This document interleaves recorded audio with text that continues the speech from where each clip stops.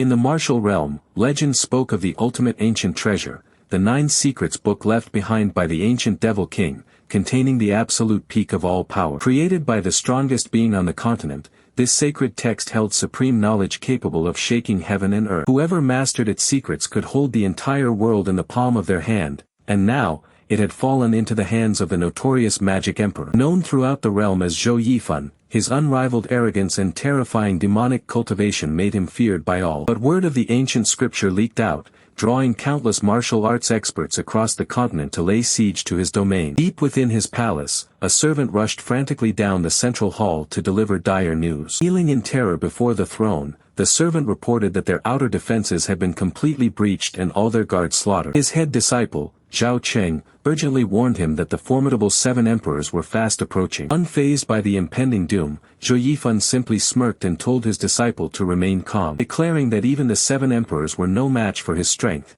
he stepped outside to greet the invaders personally. Facing thousands of elite warriors hovering in the storm, the army yelled in unison, demanding he hand over the ancient book. Looking at the massive host with utter disdain, Zhuo Yifan mocked them as mere insects daring to challenge a god. Sensing his sudden movement, the enemy leaders shouted out in alarm to brace themselves. Before they could react, Zhuo Yifan swooped down like a demon, his dark aura glowing with lethal green intent. With a single swift strike, he cleaved straight through the frontline warriors, painting the sky with blood. He tore through their ranks like a violent tempest, leaving a wake of absolute destruction. As furious threats echoed from the surrounding grandmasters, Zhuo Yifan merely glanced back with amused indifference. Laughing aloud at their desperate struggle, he welcomed the arrival of the true powerhouses of the realm. The legendary 7 emperors materialized in bright celestial light, demanding he surrender the Book of 9 Secrets in exchange for his life. Smirking with absolute confidence, the Magic Emperor declared that even combined, they were nothing more than fools seeking their own deaths. Elderly Emperor admonished his arrogance,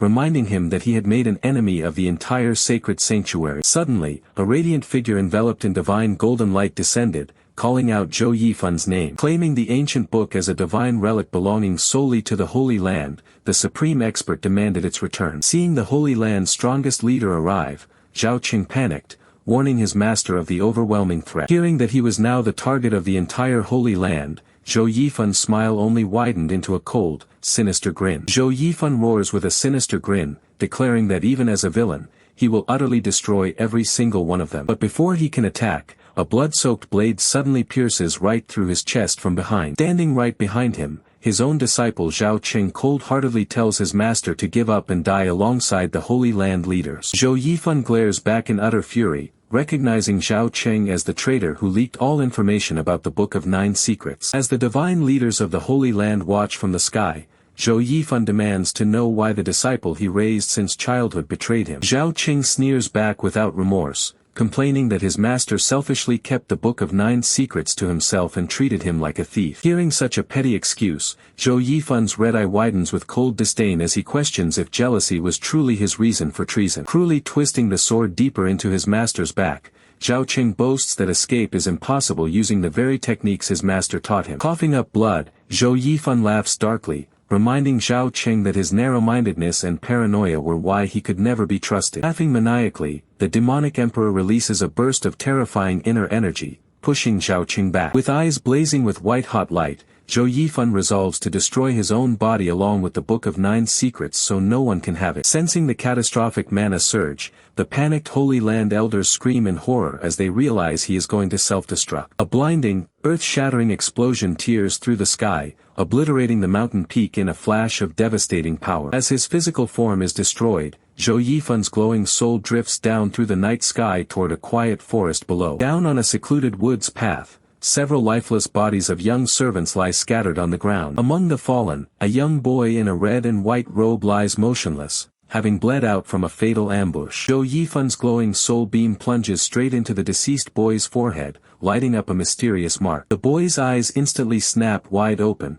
suddenly refilled with intense life and consciousness. Sitting up, the boy stares in utter shock at his weak, mortal hands, realizing he has taken over a new body. He slowly stands up, amazed that his soul managed to survive the self-destruction and achieve reincarnation in a young servant. Before he can process his situation, a suspicious rustling noise echoing through the dark trees catches his attention. Zhuo Yifan narrows his eyes sharply, his veteran instincts immediately putting him on high alert. Lurking in the dark underbrush, a pair of menacing glowing green eyes glares hungrily at him. Two ferocious, drooling demonic wolves spring forth from the bushes with snarls of lethal intent. A massive beastly paw steps heavily onto the dirt path, but the reborn demonic emperor calmly stands his ground against the wild beasts. The ferocious demonic wolves pounce through the air with glowing green trails, lunging straight toward the lone boy standing on the path. Unfazed, Zhuo Yifan glares fiercely at the beasts and roars at them to get lost. Overwhelmed by his sheer aura, the demonic beast freezes in mid-air, sweating in complete terror. Terrified by his deadly intent,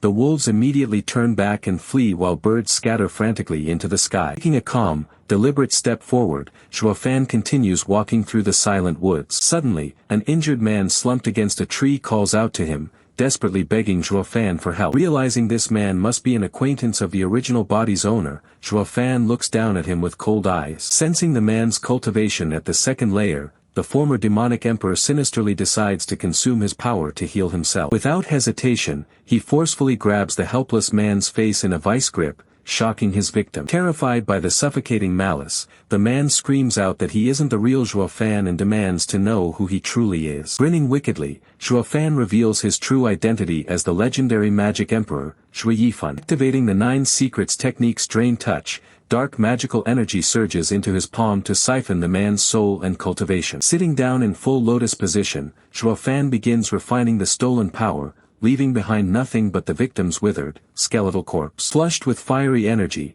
he channels the essence deep into his body to harmonize it without soul rejection. After fully absorbing the power, he reaches out and strips the brown cloak off the dead skeleton. By morning, wrapped in the newly acquired cloak, he inspects the green lightning crackling in his hand, surprised that refining the energy took the entire night. Testing his newly regained power, he thrusts his arm forward, unleashing a brilliant beam of lightning across the clearing. The jagged bolt pierces straight toward a giant boulder in the distance with blinding speed. Upon impact, the massive rock instantly shatters into dust in a violent explosion of blue and green light. As the thick smoke and debris gradually settle, Zhuo Yifan stands tall at the center, enveloped in crackling energy. A menacing smile spreads across his face as residual lightning spews from his mouth. Fueled by murderous intent, he vows vengeance against the Sword Emperor, Zhuo Cheng, promising his imminent return. Looking up at the birds taking flight, he warns that once he climbs back to the Holy Land, utter destruction awaits all who betrayed him. Leaping high through the treetops with newfound agility, he notes that his body has already been restored straight to the 5th layer. Swooping down onto another heavy branch, he smirks, acknowledging that while his journey back to peak strength will take time, his ruthless rise has officially begun. Perched high on a thick tree branch, he suddenly detects commotion down below and locks his gaze onto the forest floor. Narrowing his eyes as he senses an underlying disturbance,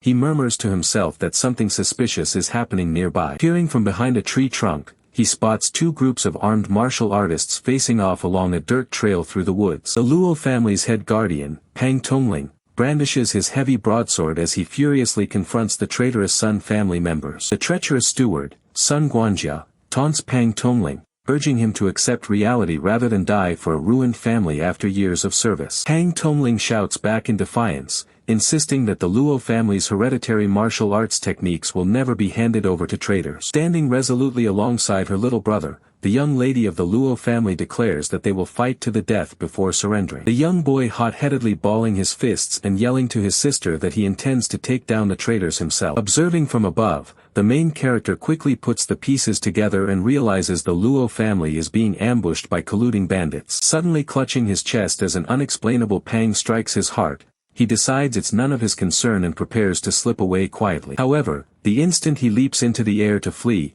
a violent flash of crimson energy surges through his chest and cuts his movement short. Gasping in shock as agonizing pain shoots through his body, he is completely bewildered by the sudden flare-up. His mind flashes with visceral instincts of combat as power surges unpredictably within him. His eyes gleam with a sharp golden glow as the demonic aura inside him reacts wildly to the mysterious internal pressure. Inside his chest, his heart thuds violently like a drum, burning as if struck by relentless arcs of electric pain. Collapsing on all fours, he pants heavily while questioning if this excruciating reaction is a backlash from his recent cultivation. He angrily wonders if this vessel's weak physique is incompatible with his demonic magic and proving to be nothing but useless trash. Forcing himself into a meditative lotus pose, he inspects his internal organs and meridians, finding that his body is functioning normally. Baffled by the strange contradiction, he closes his eyes and dives deeper into his consciousness to uncover the true source of the affliction. Suddenly, his eye widens in shock as he senses an invisible metaphysical tether buried deep within the original host's soul remnant. Glancing back down at the standoff from his high perch, his growing suspicion is immediately confirmed. He realizes that as soon as he turns his attention back to protecting Ms. Luo,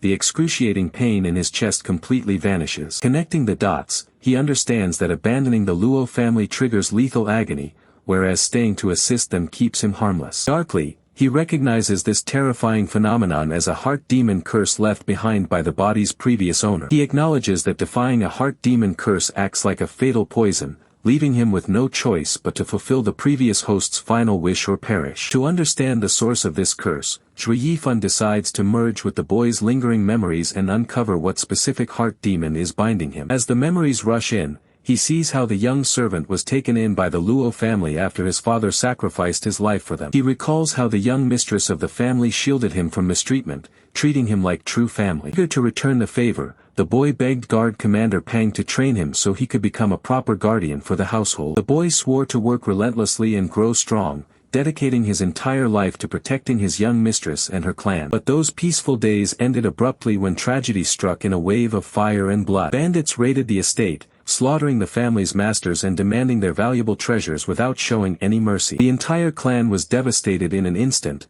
leaving behind a burning hellscape of ruin. Mortally wounded while protecting them, the servant's dying words urged the young lady to run and save her younger brother. In his final breath, the boy wept with profound bitterness, despising his own powerlessness to safeguard the people he loved. Snapping back to reality, Zhuo Yifan realizes that harming or abandoning the Luo family triggers the lethal heart demon curse, leaving him furious that he is tied down as a servant. He fumes at the humiliation, unable to accept that a former magic emperor must act as a bodyguard for a weak, low-tier family. Venting his rage, he smashes his fist straight into a nearby tree trunk. The heavy impact echoes through the forest, startling a group of people hiding further down the path. Realizing his outburst gave away his position, Yifan cursed under his breath as he emerged from the shadow of the trees. The muscular bandit leader immediately turns toward the noise, barking out a harsh demand for whoever is hiding to show themselves. During the commotion, the young mistress desperately hopes for rescue, though Commander Pang doubts help could arrive so soon. Calm, measured footsteps tread lightly across the grass as a shadowy figure approaches the clearing. Yifan steps up from behind,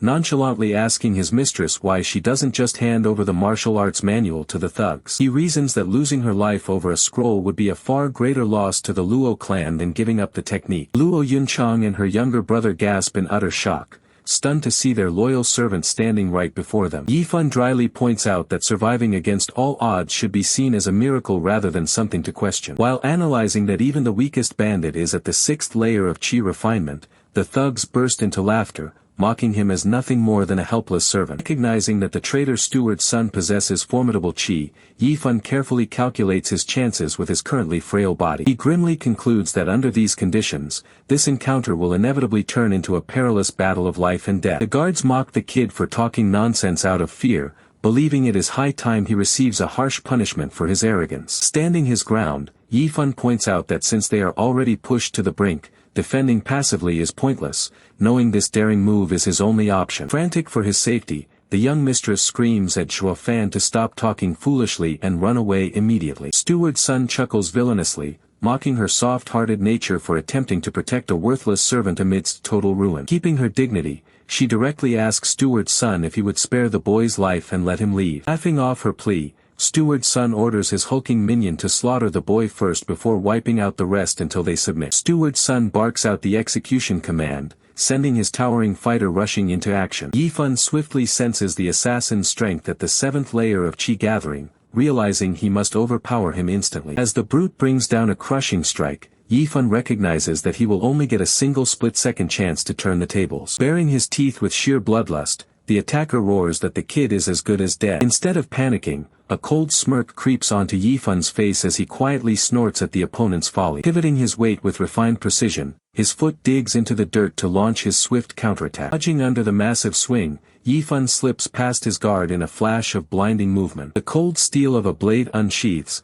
carving a lethal path through the dim forest light. Gripping the hilt with unwavering fatal intent, he drives the edge clean into his target. A sinister glint flashes in Yifan's eye as he executes the lethal strike with absolute demonic precision. A brilliant arc of slashing energy cuts through the air with a deadly sound. The giant warrior gasps in sheer disbelief as blood spouts open across his torso from the unseen blow. Everyone on both sides gapes in utter horror, unable to comprehend how a frail boy just sliced down a 7th-layer cultivator. Without wasting a second to celebrate, Yifan leaps into motion, rapidly calculating his next survival tactic. Locking his gaze onto the young lady, he speeds straight toward her location through the trees. Reaching out, Yifan reminds himself that keeping these two young nobles alive is paramount to his own goals. Grumbling at how troublesome they are, he scoops both kids up and dashes off at full speed. Chaos erupts behind them as the wounded thug groans for aid, prompting Steward Sun's men to shout in fury and mobilize a full pursuit. Seizing the opportunity created by Yifan,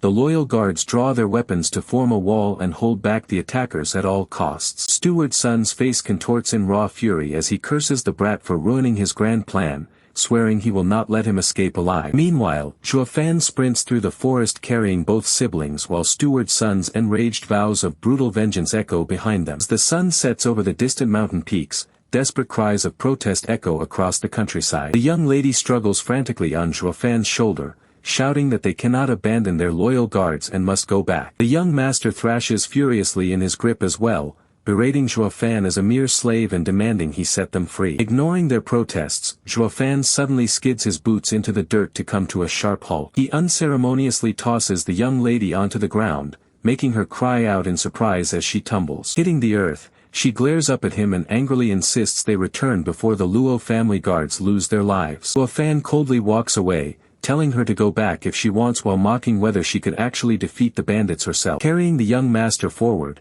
he warns her that the enemy is actively hunting them down, and returning now only invites immediate death. Furious at his insolence, the young master pounds his fists against Zhuo Yifan's back, screaming at him to lower him to the ground. Exasperated by the boy's disrespect, Zhuo Yifan sternly threatens to give the stinky brat a harsh spanking if he keeps shouting. A sinister, mischievous smirk spreads across Zhuo Yifan's face as he decides to follow through on his threat. The young master's eyes pop in complete shock and confusion as a sharp slap lands right on his backside. Moments later, the young lady holds her crying brother in her lap, screaming furiously that Zhuo Yifan has gone entirely too far. Zhuo Yifan casually turns around, noting that a light punishment is better than letting the boy die, before asking if there's a hiding spot nearby. Stunned by his shameless logic, the young lady glares at him in complete disbelief. She explains that the open fields offer no cover, but a foggy forest lies on the west side of Black Wind Mountain where even bandits struggle to navigate. Hearing about the treacherous fog, Zhuo Yifan smiles with dark satisfaction and decides that is their next destination. He immediately turns and walks ahead, telling her to carry her brother and follow his lead. Fuming with indignation as she watches him walk away, the young lady vows to thoroughly punish him once they escape this ordeal. As night falls, the full moon rises above the sharp, jagged mountain peaks shrouded in darkness. Reaching the edge of the misty forest, the young lady explains that the thick fog has blanketed the area for years, making entry and exit nearly impossible. She thoughtfully recalls her father mentioning how strong the bandit chief was, wondering why decades of peace were suddenly broken by this ambush. Observing the dangerous fog ahead, Zhuo Yifan chuckles menacingly at the ideal trap, leaving the young lady looking at him with utter bewilderment. The young lady instructs Zhuo Yifan to take her little brother and escape while she acts as bait to lure the bandits away. But Zhuo Yifan instantly refuses, bluntly stating that without her to navigate the area, he will end up killing the child himself if she leaves. The younger brother snaps in fury at the audacious threat, while the young lady stares back in complete shock at his cold-blooded response. He reminds her that throwing her life away is foolish, urging her to treasure the life her fallen guards died to protect. Turning around with a sinister glance,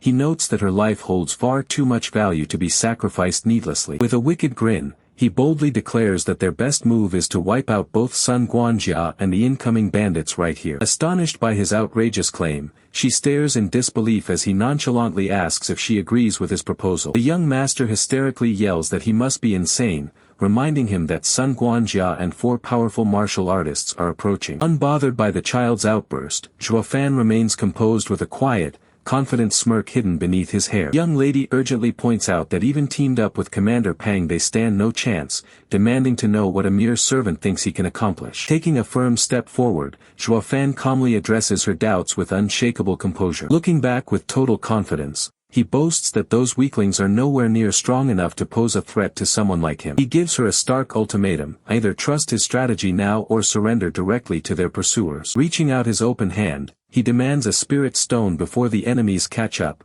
placing the survival of the Luo family entirely on her decision. With a sharp, calculating gaze, he waits patiently for her to hand over the key component for his scheme. Gritting her teeth in frustration, she reluctantly reaches for her storage ring to retrieve what he asked for. She tosses her family's precious treasure over to him, shouting that it is her clan's most valued item. Flushed with anger, she fiercely warns him that if he is deceiving her, she will never forgive him. Casually turning his back, Zhuo Yifan reassures her to relax and simply wait right where she is while he handles the rest. As Zhuo Yifan walks into the misty woods, the young master complains that the arrogant servant desperately needs to be taught a lesson. Patting her brother gently, the young lady admits that despite his rudeness, Zhuo Yifan's actions have proven far more genuine than traitorous lies. She ponders deeply to herself, realizing that the once timid servant named Zhuo Yifan has transformed into someone entirely unrecognizable. Meanwhile, deep inside the ominous forest, Zhuo Yifan inspects the surroundings while reciting the celestial alignment of the four sacred beasts. Surveying the skull-like rock formations, he accurately identifies the terrifying environment as a naturally formed grand formation. With a sinister smirk, he chuckles that ordinary fools would never comprehend how to unleash the true power of such a deadly trap. Vowing to turn this treacherous region into their tomb, he prepares to unleash the true horror of his grand array. Forming swift hand seals, he begins reciting the incantation to open the 9 remote ghost gates, drawing out glowing spirit energy. With his left eye glowing with an eerie green light and a malicious smile on his face, he summons the evil spirit quartet. He forcefully slams his hand onto the ground, causing violent surges of dark energy and shattered rocks to burst into the air. High above, the young siblings watch in astonishment as a massive purple vortex swirls frantically across the mountain peaks. Within moments, the violent currents of energy sweep away the blinding mist, completely clearing the surrounding forest. The young lady stands frozen in shock as the dense fog vanishes entirely from sight, leaving the path wide open. Rejoining him, she urgently demands to know if he was truly the one responsible for dispersing such a powerful formation. Zhuo Yifan merely looks back at her with a calm, unbothered expression, telling her not to make such a big fuss over it. Walking ahead, he tells her to follow him so he can teach her control spells to easily handle their incoming enemies. Both the lady and her younger brother stare in disbelief, skeptical that a few simple techniques could defeat their pursuers. As they walk down the path, she marvels at how precious array formations are, knowing even basic ones hold profound sect secrets. She continues to ponder the immense value of such arrays, which usually require countless priceless spirit herbs to create. Stunned that a mere house servant could deploy high-level arrays so casually, she catches up to ask him how he did it. Leaning against a tree, Zhuo Yifan casually tells her not to pry into his secrets, promising that their enemies will soon meet their end. Overwhelmed by his absolute confidence and eerie composure, she can only stare at him in stunned silence. Meanwhile, under the quiet moonlight, the enemy forces track their targets right to the edge of the misty forest. Bound in ropes, Captain Pang roars angrily at Steward Sun, declaring he will seek blood revenge for his fallen comrades. Steward Sun chuckles sinisterly, explaining that he needs Pang alive as both a hostage and a guide through the unfamiliar woods. As the guards push Pang forward, Sun mockingly adds that the young lady's kind nature will prevent her from abandoning him. Suddenly, one of the guards halts in surprise and spots a lone figure sitting quietly beneath a tree up ahead. Steward Sun's eyes widen in complete shock as he catches sight of the sitting figure. Panicking guards realize that the person resting before them is the very servant who killed their powerful ally earlier. Sitting comfortably against the trunk with a confident smirk, Zhuo Yifan casually greets them and reveals he has been expecting them. Infuriated by his smug attitude, Steward Sun curses his arrogance and instantly commands his men to rush forward and kill him. Instantly, one of Steward Sun's guards leaps down from the trees, raising his blade to strike Zhuo Yifan down. The attacker dives straight towards him, aiming his sword right at the seated youth's neck. Yet Zhuo Yifan doesn't even flinch, maintaining a calm and sharp smirk as the lethal blow approaches. As the blade rushes toward him, Zhuo Yifan casually leans against the tree without making a single move to dodge. The assassin screams in excitement for the kill,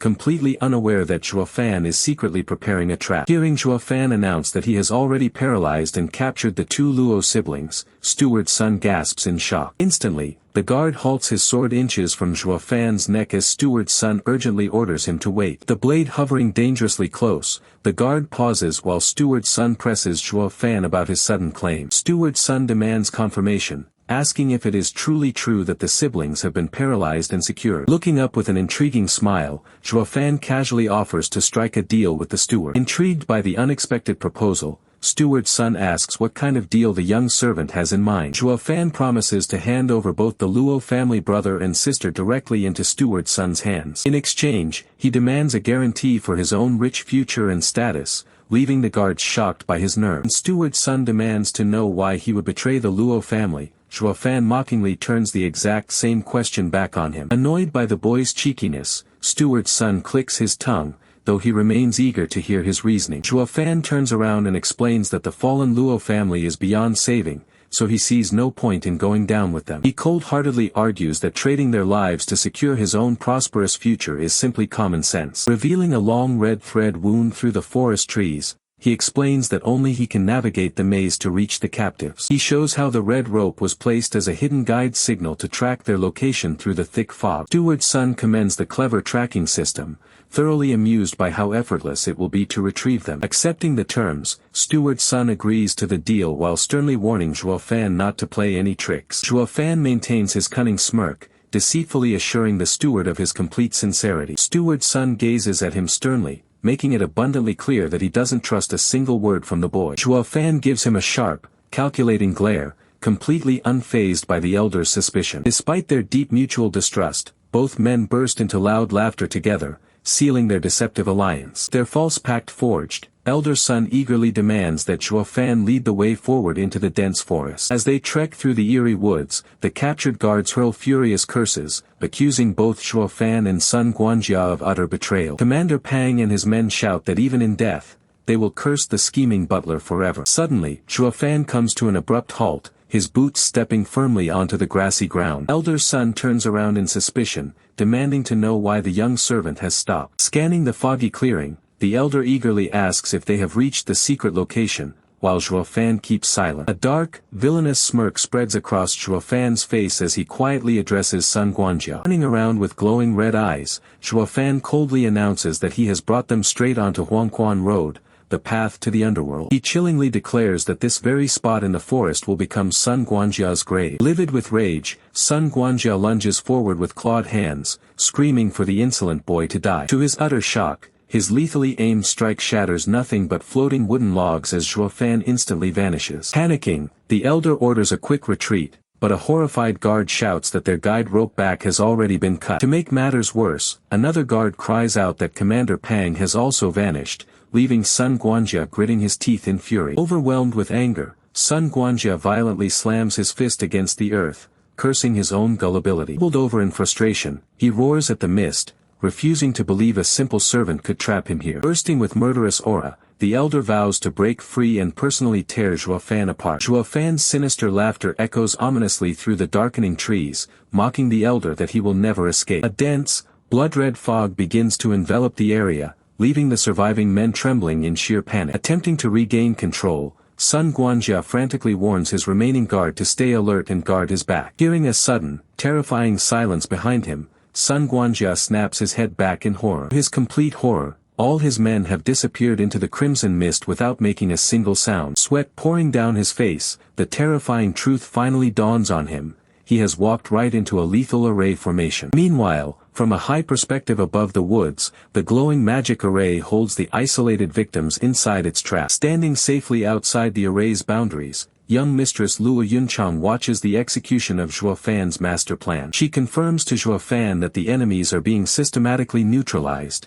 and Commander Pang has already been safely rescued. Curious about his plan, young Mistress Luo Yunchang asks Zhuo Fan what his next move will be. Suddenly swooping down close beside her, Zhuo Fan announces that his next step is to give her a direct hand. Startled by his sudden advance, the young mistress gasps and asks what on earth he is doing. Holding her securely from behind, Zhuo Fan firmly instructs her not to move as her cheeks turn bright red. Urging her to remain composed, he stays right beside her and orders her to strictly follow his lead. He guides her hand down to touch the glowing array formation, channeling the mystical power directly through her. Feeling immense energy surge through her fingertips, Luo Yunchang marvels in shock at the extraordinary power now under her control. Behind her, Zhuo Fan wears a sinister grin, satisfied that his lethal trap has been successfully primed. Amplified by the array's malevolent energy, the deadly intent to destroy the enemy forces echoes forth. The array erupts into a blinding column of light, unleashing terrifying magical forces across the forest. Vicious, green-glowing ghost wraiths pour out from the formation,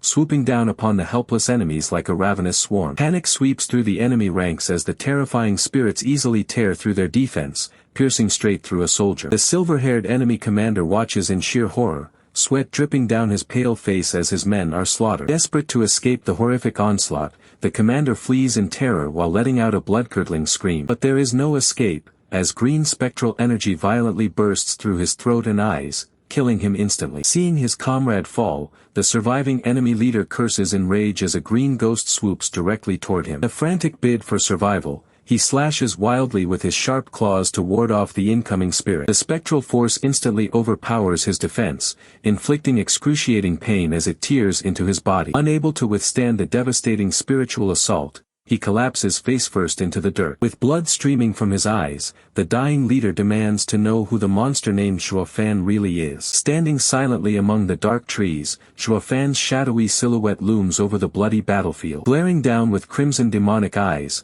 Zhuo Yifan coldly tells him to ask the king of hell once he arrives in the underworld. As life fades from his body, the enemy's final echoing thought questions what kind of devil Zhuo Yifan truly is. Raising his hands, Zhuo Yifan begins reciting the incantation to call back the ghost-killing array's power. With fiercely glowing red eyes, he shouts the command to recall all lingering spectral energy back into himself. Luo Yunchang shields her face in utter panic as green energy surges violently around her, fearfully wondering if the killing array has spiraled completely out of control. At the heart of the storm, Zhuo Yifan initiates the great decisive heresy transformation, drawing the immense spectral power directly into his body. Energy rocketed through his cultivation levels at breathtaking speed, rapidly advancing through the 7th and 8th levels in seconds. Throwing his head back with a manic scream, he feels his power violently force open the 9th level. With an ecstatic roar and eyes bursting with brilliant light, Zhuo Yifan successfully breaks through into the powerful gathered strength realm. Exhausted and drenched in sweat, a wicked smirk crosses his face as he realizes all the death energy from the array's victims has been fully drained. Clenching his glowing fist, he knows that the more arduous and extreme the breakthrough process, the far greater his ultimate foundation becomes. A blinding pillar of golden light pierces straight into the sky, violently shaking the surrounding forest as his breakthrough fully settles. As the intense aura cools down, Zhuo Yifan stands calmly amid the clearing dust, fully consolidated at the gathered strength level. Examining his hands, he marvels at how his meridians have expanded far wider than during his previous life's cultivation. He realizes his acupuncture points now hold 3 times the raw energy of an ordinary cultivator at the same level. Rolling his shoulders with a satisfied smile, Zhuo Yifan feels his restored physical body full of renewed vitality. With the array's energy entirely absorbed into Zhuo Yifan, the dense, unnatural fog dissipates, allowing gentle sunlight to filter through the trees once more. Fixing his eyes forward with a scheming glint, he decides that with his elevated realm, it's finally time to master suitable martial arts techniques. Before he can begin practicing, a voice calls out his name as Luo Yunchang and her group come running through the woods toward him. Breathless and bewildered, the young miss demands to know where he disappeared to and why the thick fog and array suddenly vanished. Zhuo Yifan casually fabricates a lie, claiming the low-grade spirit stones were simply inadequate, causing the array to malfunction and self-destruct. He smoothly adds that he only went ahead to confirm the enemy's demise, reassuring her that not a single traitor managed to escape alive. Hearing this, Commander Pang suddenly steps out from behind Luo Yunchang, startling her with his serious demeanor. The hulking commander walks directly up to Zhuo Yifan, looming over the young servant with an unreadable, grim expression. For a tense moment, both men lock eyes in dead silence, neither backing down. To everyone's shock, Commander Pang abruptly lowers his head and bows, confessing that he had wrongfully cursed Zhuo Yifan earlier and offering himself to take any punishment. Dropping to his knees, Pang desperately declares that even if Zhuo Yifan demands his life as compensation for his doubts, he will willingly surrender his head. Looking down at the kneeling man, Zhuo Yifan is genuinely impressed by Commander Pang's unshakable honor and deep loyalty. Reflecting on his past life, Zhuo Yifan bitterly notes that if his treacherous former disciple had possessed even a fraction of this man's loyalty, he would never have met his tragic demise. Addressing Commander Pang directly, Zhuo Yifan reaches down to stop the commander from kneeling any further. He gently helps Pang to his feet, pointing out that as the head guard of the Luo family, Pang outranks a mere servant like him, so he has no authority to punish him. With a subtle smile, Zhuo Fan adds that their survival was actually thanks to the young mistress's crucial help during the battle. Stunned by this claim, Commander Pang turns to Miss Luo in disbelief, eagerly asking if she truly assisted in defeating the attackers. Sweat dropping from the unexpected lie, Miss Luo awkwardly plays along with a forced smile and stammers out an affirmation. Overjoyed by the news, Commander Pang throws his hands into the air, shouting praises for heaven's blessings upon the Luo family and celebrating Zhuo Fan's formidable power. Proclaiming that the rise of the Luo family is finally at hand, Pang's excitement fills the air before Zhuo Fan calmly asks Miss Luo what their next move should be now that the immediate danger is gone. Commander Pang chimes in to explain that their original goal was to escort the young miss safely to Feng City. He goes on to reveal that the son of the powerful Kai family leader in Feng City is actually betrothed to their young lady. Hearing this, Zhuo Fan realizes that the Kai family is the most dominant force in Feng City, thinking that safely delivering the Luo siblings to them could be the key to fulfilling his duty. He considers that once the Luo family is securely settled under the Kai family's protection, the heart demon binding his soul might finally dissipate. Confident that this plan will earn him his ultimate freedom, Zhuo Fan immediately agrees to lead the group straight to the Kai family's territory. Meanwhile, distant rays of light illuminate the horizon over the mountainous wilderness as a sinister presence looms elsewhere. Deep inside a dimly lit mountain cavern, a subordinate kneels respectfully before a grand throne lit by flickering torches. Resting his head on his hand, the ruthless young bandit leader casually asks his scout whether Steward's son succeeded in his ambush. Trembling on the cavern floor, the scout nervously reports that Steward's son failed miserably and that the targets are currently heading toward Feng City. Instead of raging, the dark young master sinisterly chuckles, ordering his spy to keep close tabs on their every move. Acknowledging the command, the scout hastily bows and scurries out of the dark hall. The cold smirk lingering on his face, the young bandit chief slowly rises from his wooden throne. He walks purposefully toward the rear of the cavern,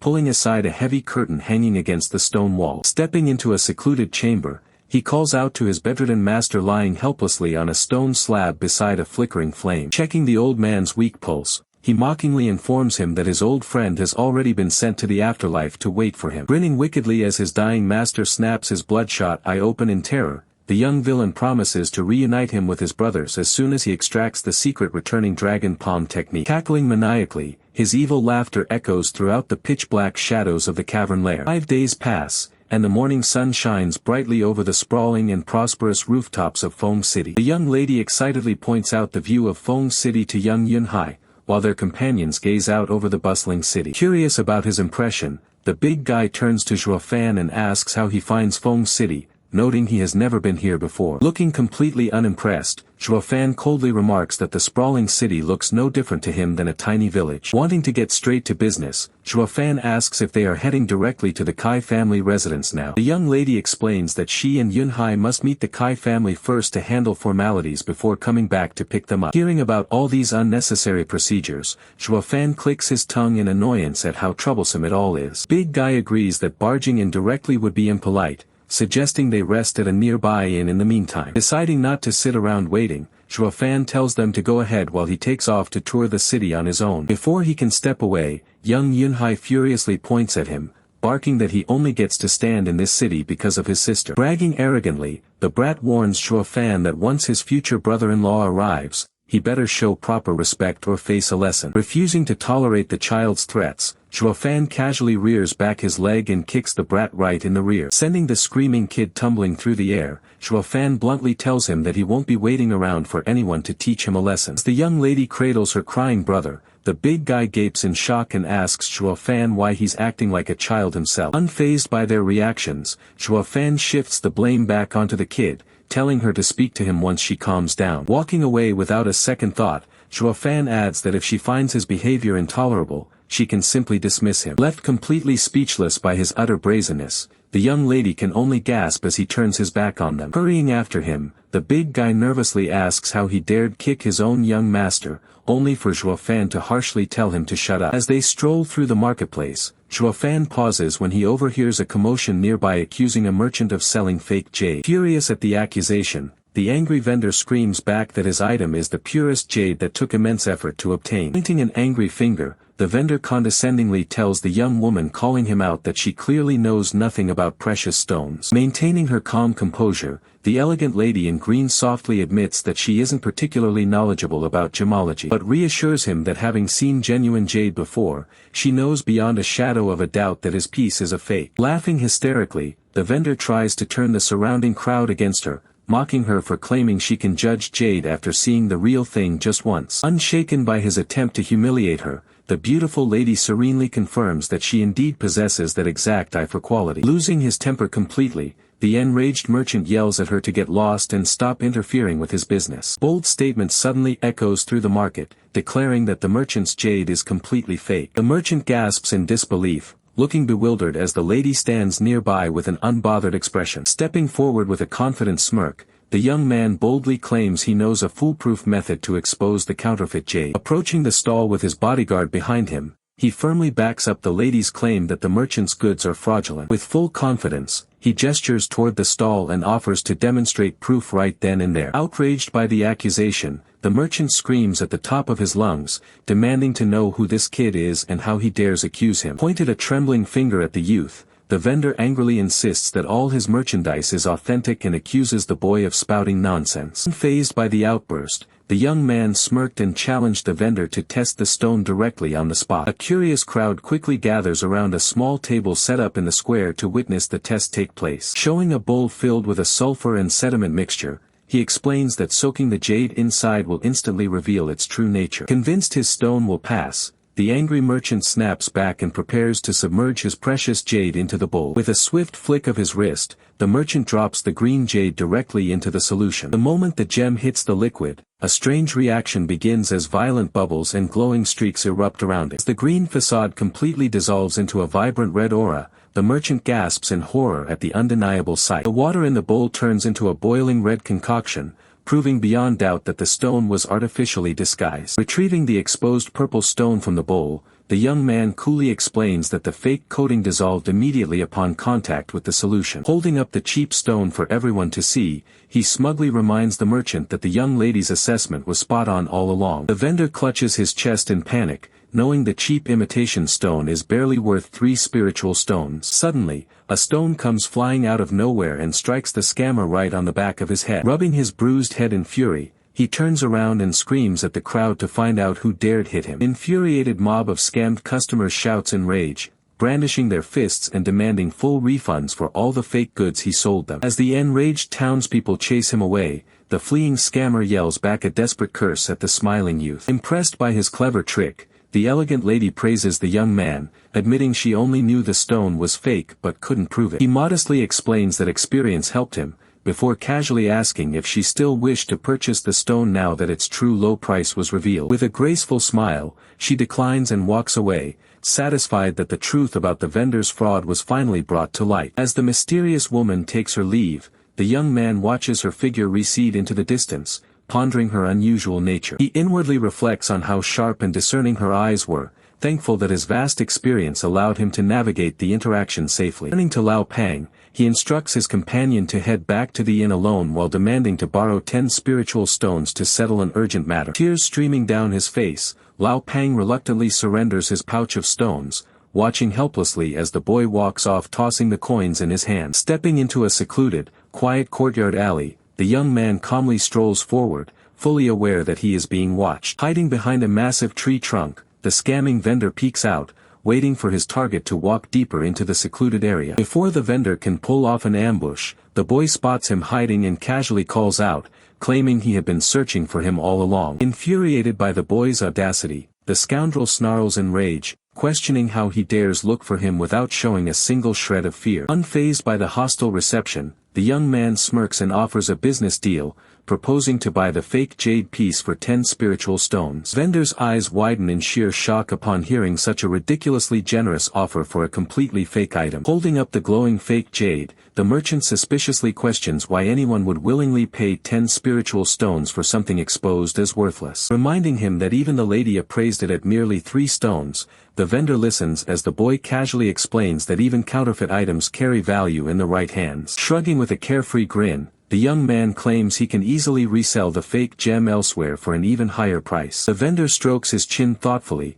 pretending to accept the logic, though his expression quickly darkens with malice. Baring his teeth, the fraudster vents his anger over the beatings and lost revenue caused by the boy, declaring that 10 spiritual stones will never compensate his losses. Looking down with a cold, sharp gaze, the boy calmly asks what price would be enough to satisfy him. The murderous grin, the vendor demands his life, just as armed henchmen emerge from the shadows with weapons drawn. Completely surrounded in the tight passage, the young man remains standing calmly while the thugs cut off every escape route. Glancing back at the encroaching assailants, the boy reminds the vendor that he was genuinely offering a peaceful transaction. Screaming in rage, the fraudster rejects his words, accusing him of destroying his business and roaring that only his death will settle the score. Acknowledging that the deal has officially failed, the boy calmly accepts the outcome as green energy begins gathering around his boots. Cackling in glee, the vendor commands his men to strike, prompting the thugs to leap forward with their swords raised high. Before their attacks can land, their blades are instantly disarmed and shattered,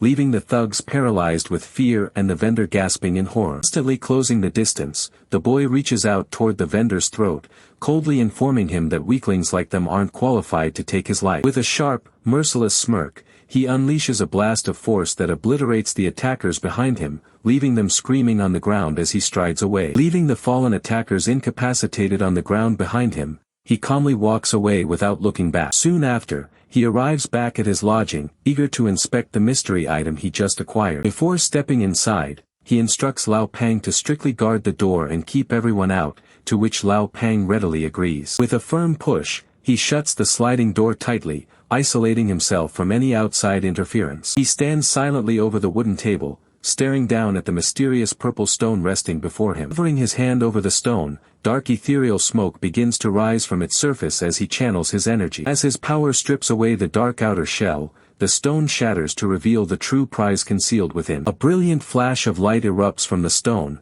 reflecting intensely off his widened eyes as he realizes what it is. His suspicions are instantly confirmed, realizing he hadn't misjudged its nature for a second. Floating above his hands is none other than the extremely rare and coveted fairy blood. Formed over thousands of years by absorbing the reiki of the sun and moon alongside thousands of pure bloodlines, it is a legendary treasure. Balancing extreme yin and yang, this precious artifact allows demonic cultivators to refine the fearsome bloody baby spoken of in ancient secret scriptures. Once birthed, the bloody baby possesses malice strong enough to strike down foes instantly, terrifying even emperor-level powerhouses. Determined to forge this ultimate technique, he slashes his own wrist, declaring that even the sacred holy lands are nothing compared to his ambition. As his blood feeds into the catalyst, he marvels at his incredible luck in securing such an extraordinary object. Overwhelmed by thrill, he revels in the unbelievable stroke of fortune that handed him this opportunity. The fairy blood begins to pulsate violently, casting a fiery crimson glow throughout the room. As night falls over the inn, the perilous refinement ritual reaches a critical stage behind closed doors. Sweat pours down his face as red energy arcs violently around him,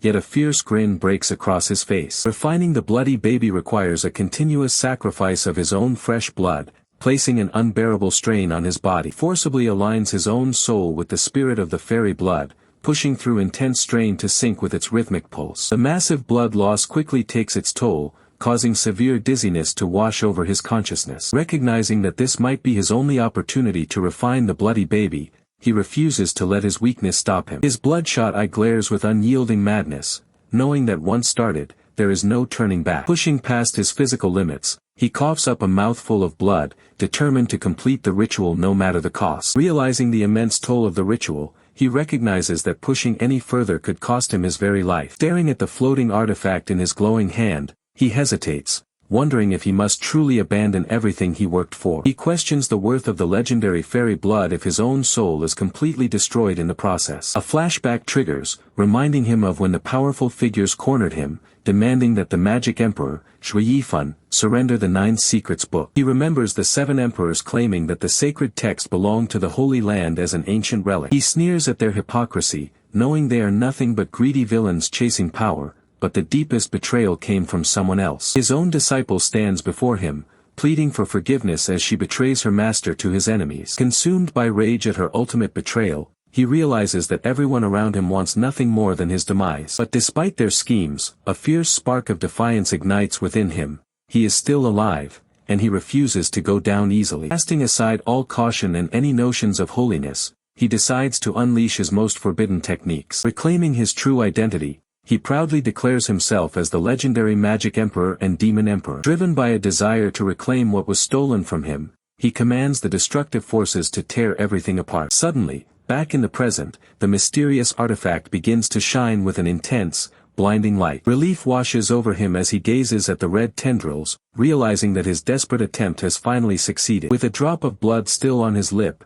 he makes a silent gesture, preparing for the next phase of his plan. Invokes the powerful Doa heavenly demon art, channeling dark crimson energy into his hand. The sky tears open, revealing a swirling vortex of cosmic energy that crackles with immense power. Pushing through the agonizing strain, he screams out as he directs the overwhelming force forward. An ominous red eye flashes in the darkness, signaling the awakening of a terrifying presence. He stands triumphantly as glowing energy pathways illuminate his body, confirming his success. He looks in awe at the manifestation of the bloody baby, a powerful soul entity born from his blood. He smirks, pleasantly surprised by how smoothly he was able to implant the bloody baby into his system. This new power secured, he has already decided on the devastating martial arts path he will walk next. The scene shifts to the peaceful exterior of an estate bathed in the morning sunlight, a stark contrast to his dark trials. Inside the building, a servant is startled by a sudden sound, completely unaware of the monstrous power that has just awakened nearby. As Zhuo Yifan finally steps out,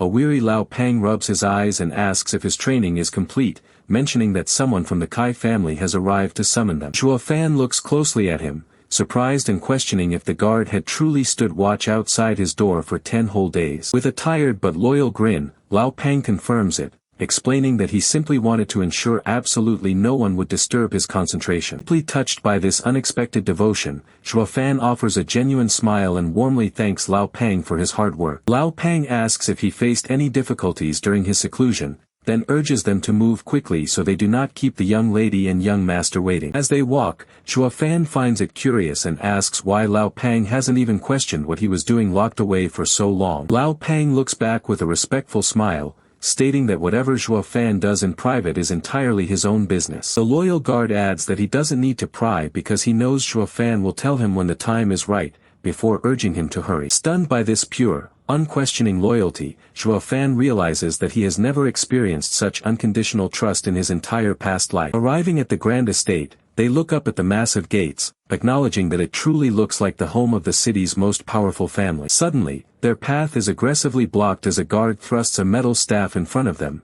shouting for them to halt. Hostile guards demand to know who they are, angrily questioning how they dare to try and enter the Kai family's private residence. Lao Pang politely bows and introduces himself as the Luo family's guardian, explaining that Zhuo Yifan is their housekeeper and that their young lady is currently a guest inside. Zhuo Yifan is left completely dumbfounded, internally screaming in disbelief over when exactly he was demoted to a mere household servant for the Luo family. Lao Pang whispers that the young lady must have introduced him that way to avoid suspicion, while Zhuo Yifan fumes at the insult of a supreme demon emperor being called a servant. Pushing his pride aside, Zhuo Yifan eyes narrow as he carefully observes the incredibly cold and unfriendly demeanor of the Kai family's guards. The guards sneer at them, mocking them as the latest con artists and mentioning that 2 other liars from the Luo family had already snuck inside. Before Lao Pang can lose his temper and argue, Zhuo Yifan grabs his arm and forcefully drags him away from the entrance. Zhuo Yifan explains his reasoning as they walk away, noting that the hostile attitude of the servants always reflects the true feelings of their master. He grimly concludes that if the guards treat them with such utter disdain,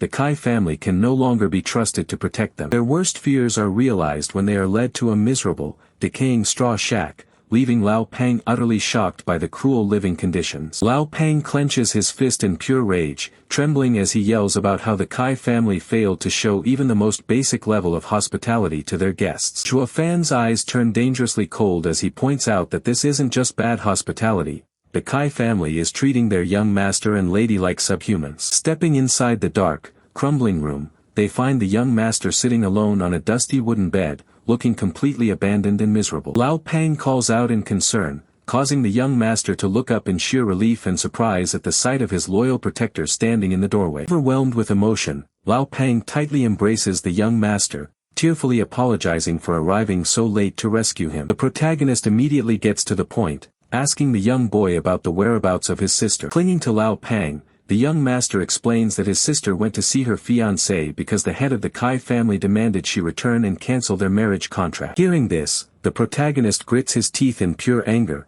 disgusted that they would insult her by demanding such a humiliating cancellation. Without wasting another second, the protagonist grabs the boy's hand, declaring that they are leaving immediately. He orders the young master to lead the way so they can confront the Kai family and find his sister. A cold, murderous glare fills the protagonist's eyes as he fumes over the sheer audacity of the Kai family. Meanwhile, at the scenic estate of the Kai family, a soft voice calls out to brother Xiaoting. Luo Yunshang stands humiliated as her fiancé and another woman mockingly laugh right in her face. She bites her lower lip in silence, desperately trying to hold back her tears amidst their cruel mockery. With a trembling voice, she pleads with Xiaoting, hoping he will show some shred of decency. Xiaoting coldly addresses Luo Yunshang, declaring that he has absolutely nothing to do with her anymore because his heart belongs only to Yu Fei. Smirking triumphantly, Yu Fei rubs salt in the wound, boasting that Xiaoting stopped caring about Yunshang a long time ago and now only loves her. The two continue to laugh hysterically, completely disregarding Yunshang's dignity as she stands before them. Pushed to her limit, Yunshang begs him, stating she never expected him to callously throw away their engagement like this. She implores him to remember the long-standing bond between their families and to persuade his father to help the struggling Luo family. But Xiaoting heartlessly turns his back on her, shouting that the Luo family's ruin has absolutely nothing to do with him. Refusing to give up, Yunshang calls out his name one last time in desperation. He begs him to consider their childhood memories together and save her family from their dire situation. Xiaoting hesitates for a brief moment, sweating nervously under her desperate pleas, while Yu Fei watches with growing annoyance. Suddenly, Yu Fei steps forward and delivers a brutal, ringing slap right across Yunshang's face. Screaming in anger, Yu Fei calls Yunshang a bitch and fiercely warns her to stay away from her man. As Yunshang collapses to the ground in pain, Yu Fei points aggressively at her, threatening Xiaoting that she won't tolerate him interacting with her ever again. Terrified of her wrath, Xiaoting immediately tries to soothe Yu Fei, pleading with her to calm down. To appease his furious new lover, Xiaoting shamelessly declares that only Yu Fei resides in his heart, while other women are nothing but garbage in his eyes. Feeling utterly helpless, Luo Yunshang despairs over her family's grim situation, crying and desperately begging for anyone to save her from this nightmare. Just as her silent plea for help echoes, a swift figure suddenly blurs past her side at blinding speed. Before they can even react, both Xiaoting and Yu Fei are struck across the face by a powerful, double-handed slap that sends them reeling. Crashing to the ground in utter shock, Xiaoting looks up at the mysterious youth standing before him and demands to know his identity. The young man sneers with absolute disgust, calling them a miserable, pathetic excuse for a couple. With his eyes glowing a menacing red, he fiercely warns them for daring to lay a finger on his lady. Echo of his question reverberates through the courtyard as the tension reaches a boiling point. Xiaoting realizes that this newcomer appears to be around his own age, making his incredible speed even more terrifying. Despite being hailed as geniuses themselves, Xiaoting is horrified that neither he nor Yu Fei could even react to the boy's movement. The humiliating reality sinks in that this youth easily bypassed their defenses to deliver two direct, insulting slaps. Xiaoting stares in disbelief, wondering when this boy could have possibly achieved such a monstrous level of strength. Having endured the brutal trials of the demon heart and witnessed the worst sufferings of the world, the MC remains hardened. Wonders why the sight of a bullied girl would affect him, yet seeing her tears causes an inexplicable ache in his chest. He curses the lingering effects of his heart magic, realizing these deep emotions must belong to the original owner of this body. Accepting his fate, he realizes he is now deeply entangled with the Luo family and will have to deal with their troubles for a long time. Gently reaching out, he tenderly wipes away the tears streaming down her face, leaving her momentarily stunned. Pulling her close, he calmly tells her it's time to leave, causing her cheeks to flush bright red as they walk away together. Refusing to let them escape so easily, a furious Yu Fei screeches at them to stop right there. He demands to know how they think they can just walk away after daring to lay a hand on them. Luo Yunshang turns back with a look of apprehension, asking what they could possibly want from them now. With a wicked, sadistic grin, Yu Fei demands that they drop to their knees and kowtow 3 times if they want to leave alive. She points an accusing finger directly at the MC, making it clear that he especially must beg for forgiveness. Luo Yunshang protests against the outrageous demand, but Xiaoting barks back, warning her that they won't leave this place unless they kneel. Yu Fei smugly reminds her that she isn't alone, threatening that her stubbornness could cost her brother his life. Hearing the threat to her brother, a guard calls their actions outrageous, while a defeated Luo Yunshan prepares to kneel to save her family. Yu Fei and her companions smile mockingly, confident in their victory, when a terrifying red glint suddenly flashes in the air. Before they can react, a figure dives straight down from the sky at breakneck speed, targeting them from above. In a split second, Zhuo Fan grabs both Yu Fei and the young man directly by their faces, cutting their smugness short. With immense force, he slams their heads violently into the hard ground, making Yu Fei scream out in intense pain. Bleeding from her forehead, Yu Fei looks up with a distorted, rage-filled expression, completely disgraced. Unfazed by her fury, Zhuo Fan stands towering over the fallen youth, looking down on him with cold indifference. Battered young man groans in fury, cursing at Zhuo Fan with sheer hatred in his eyes. He screams that even if they beg for mercy, he will never let the Luo family get away with this. Tired of his mindless shouting, Zhuo Fan stomps his foot directly onto the young man's face, crushing his words back into his throat. With a swift kick, he blasts the youth across the field, crashing him directly into Yu Fei with a dull thud. Watching the ruthless display, Luo Yunshang, her brother, and the guard stare in absolute astonishment. Standing victorious, Zhuo Fan coldly asks if they truly believed they had the authority to force him onto his knees. Suddenly, a deep voice echoes across the courtyard, as the powerful patriarch of the Kai family marches through the main gate. Seeing his arrival, the bruised young man gasps in relief, crying out that his father has finally come to save them. The imposing patriarch steps forward, while Zhuo Fan turns his gaze to identify the head of the Kai family. Pointing a trembling finger at Zhuo Fan, the young man hysterically accuses him of starting the conflict. A heavy silence falls over the courtyard as Zhuo Fan and the Kai family head lock eyes in a tense standoff. Zhuo Fan effortlessly identifies him as an 8th-layer Fond Realm cultivator, shocking the patriarch who wonders how his strength was read so easily. Acknowledging Zhuo Fan's keen perception, the patriarch demands to know the young man's identity. With a calm smirk, Zhuo Fan reveals that he is the butler of the Luo family. The Kai patriarch realizes this young boy is the mysterious new butler the Luo family recently hired. He reminds himself that while he usually avoids unknown threats, his powerful new backers give him complete confidence. Yu Fei wipes the blood from her face and desperately pleads with Uncle Kai to punish Zhuo Fan ruthlessly. Lord Kai gently pats her head, comforting her with promises that he will handle everything personally. Turning a menacing glare toward Luo Yunshang, he coldly reminds her that his previous tolerance toward her family has officially come to an end. Lord Kai demands his payment back immediately, warning them that failure to do so will only bring more trouble for him. Zhuo Fan suddenly steps in, mockingly pointing out that the head of the Kai family must be getting too old if he has resorted to bullying a young girl. Standing defiantly in front of Luo Yunshang, Zhuo Fan tells the old man to direct all of his complaints toward him instead. He warns Lord Kai to drop the fake act of kindness and get straight to the point regarding their marriage contract dispute. Infuriated by the boy's disrespect, Lord Kai sneers and declares he will show no mercy, leaving them with a simple choice: fight him or die. One of the guards is horrified, pointing out that facing an 8th-layer cultivator is basically a death sentence for them. Luo Yunshang desperately begs Uncle Kai to have mercy, pleading that her young brother Yunhai is completely innocent. Instead of backing down, Zhuo Fan only grins with glowing red eyes, eagerly accepting the challenge and deciding to strike first. Leaping high into the air, Zhuo Fan unleashes a powerful glowing red palm strike directly down at the family head. Shocked by the boy's sheer audacity, Lord Kai barely manages to block the strike, resulting in a massive, blinding explosion. Lord Kai tries to play it cool,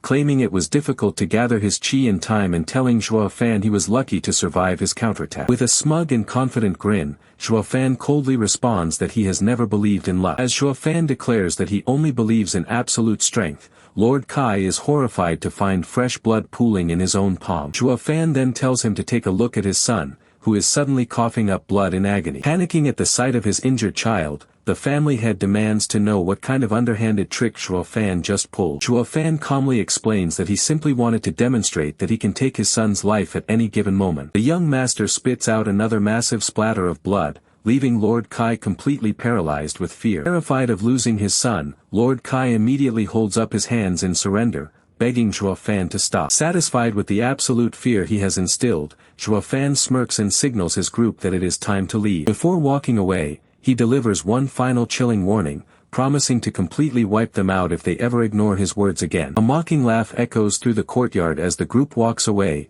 leaving their enemies utterly humiliated. Nursing a bloody cut on her forehead, the bitter young lady asks Uncle Kai if he is really just going to let them walk away like this. Lord Kai admits that letting Zhuo Fan go is like letting a tiger return to the mountain, declaring that they must plan to eradicate him before he threatens their families. She silently clenches her teeth, thinking that if the Kai family is too cowardly to act, her own family's elders will gladly take care of him. She fumes with absolute rage in the darkness, unable to forgive Zhuo Yifan for daring to ruin her beautiful face. Furious at the disrespect, she screams that he will face the dire consequences of offending a member of the elite 7 imperial families. Seeing right through her lack of sincerity, Zhuo Yifan calmly calls off the deal, shocking her with his bluntness. Miss Long tries to downplay the item's value, claiming it is merely a sketch of a basic first-level formation array and offering a mere 100,000. She adds that since it is hand-drawn and they are not playing around in a common jade shop, her lowball offer is more than fair. Zhuo Yifan bursts into laughter,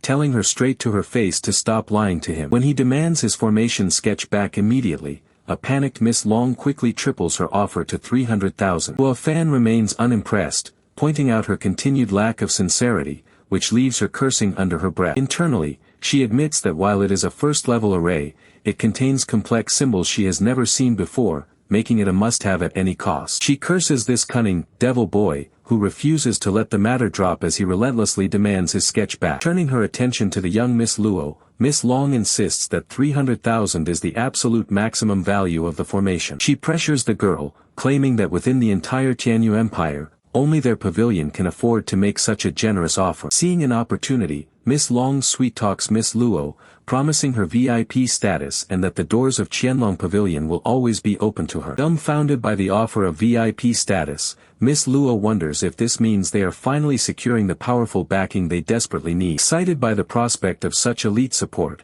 Miss Luo turns to Zhuo Yifan, hoping he will agree to the deal. However, Zhuo Yifan immediately shuts her down with a cold and harsh command to remain silent. Stepping forward, Zhuo Yifan firmly reminds Miss Long that as the Luo family's butler, he alone manages their affairs, demanding his sketch back once more. Miss Long holds the scroll out of reach, mockingly telling Zhuo Yifan that his request makes absolutely no sense to her. Staking the reputation of Qianlong Pavilion, she reiterates that 300,000 is the absolute limit for a mere first-level formation. Instead of backing down, Zhuo Yifan smirks, pointing out that Miss Long is essentially threatening them now. Sighs at her ignorance and boldly asks if the true master of Qianlong Pavilion is currently present in the building. Offended by his condescending tone, she demands to know what exactly she is failing to understand. Gritting her teeth, she acknowledges his sharp observation but warns him not to let his arrogance get the better of him. Unfazed by her warning, Zhuo Yifan reiterates with a smirk that he only wishes to speak directly with the pavilion master. Unable to handle his stubbornness any longer,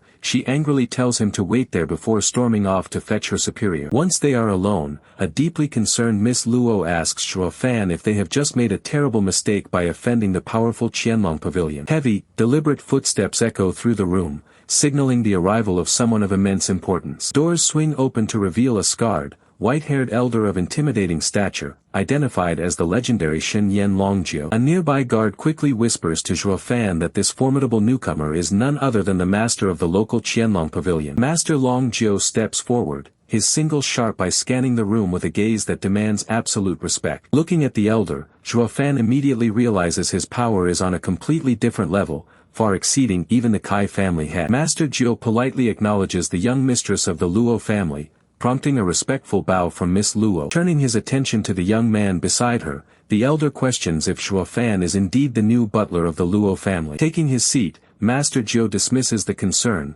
claiming that as long as the butler isn't too old, anyone can fill the role. Leaning in with an intense gaze, the master asks Zhuo Yifan if it is true that he dared to doubt Miss Longjio's appraisal. Zhuo Yifan boldly confirms his doubts, prompting Master Zhuo to laugh and demand to see the item for himself to settle the dispute. Without a hint of hesitation, Zhuo Yifan slides the mysterious parchment across the table for the master's inspection. The moment Master Zhuo lays his eye on the drawing, his expression instantly freezes in pure, unadulterated shock. Standing beside him, the appraiser urges her uncle to trust her initial valuation of 300,000 gold coins. An intense silence fills the air as the master and Zhuo Yifan lock eyes, both realizing the true, immense value of the diagram. Breaking the silence, Master Zhuo admits his surprise at the Luo family's possession and offers an astronomical 1.8 million gold coins. Bystanders are completely blown away by the massive offer, unable to believe their ears at such a staggering sum. Even the young appraiser is left speechless,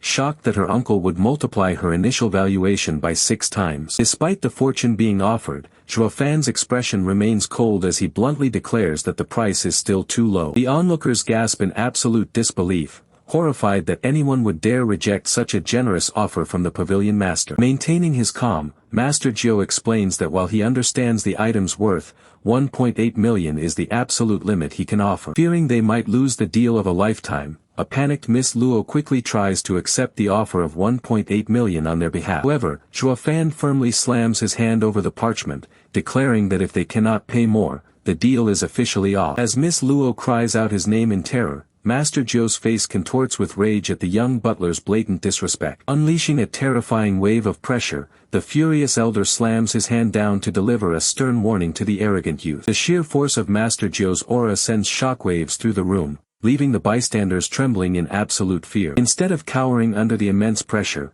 the boy boldly warns Master Zhuo that such a reckless display of power will only tarnish the prestigious reputation of the Qianlong Pavilion, prompting the elder to ask if he truly knows no fear. Standing tall amidst the crushing golden light, the youth points out that as a renowned merchant family of the empire, any dishonorable actions by its elders would severely damage their family's esteemed name. The devious smirk, the boy declares that while he may be a troublemaker with nothing to lose, the elder cannot afford to risk his family's legacy, smugly asking if his assessment is correct. To everyone's surprise, the tense atmosphere shatters as Master Zhuo throws his head back and bursts into roaring laughter, heartily praising the kid's sheer audacity. The onlookers are left completely speechless, unable to comprehend how a mere youth could survive the elder's wrath and even make him laugh. Finding it highly intriguing that the Luo family has such a capable supporter, Master Zhuo rises and cuts straight to the chase, asking what conditions the boy wants in exchange for the array formation. The youth confidently names his price of 10 million,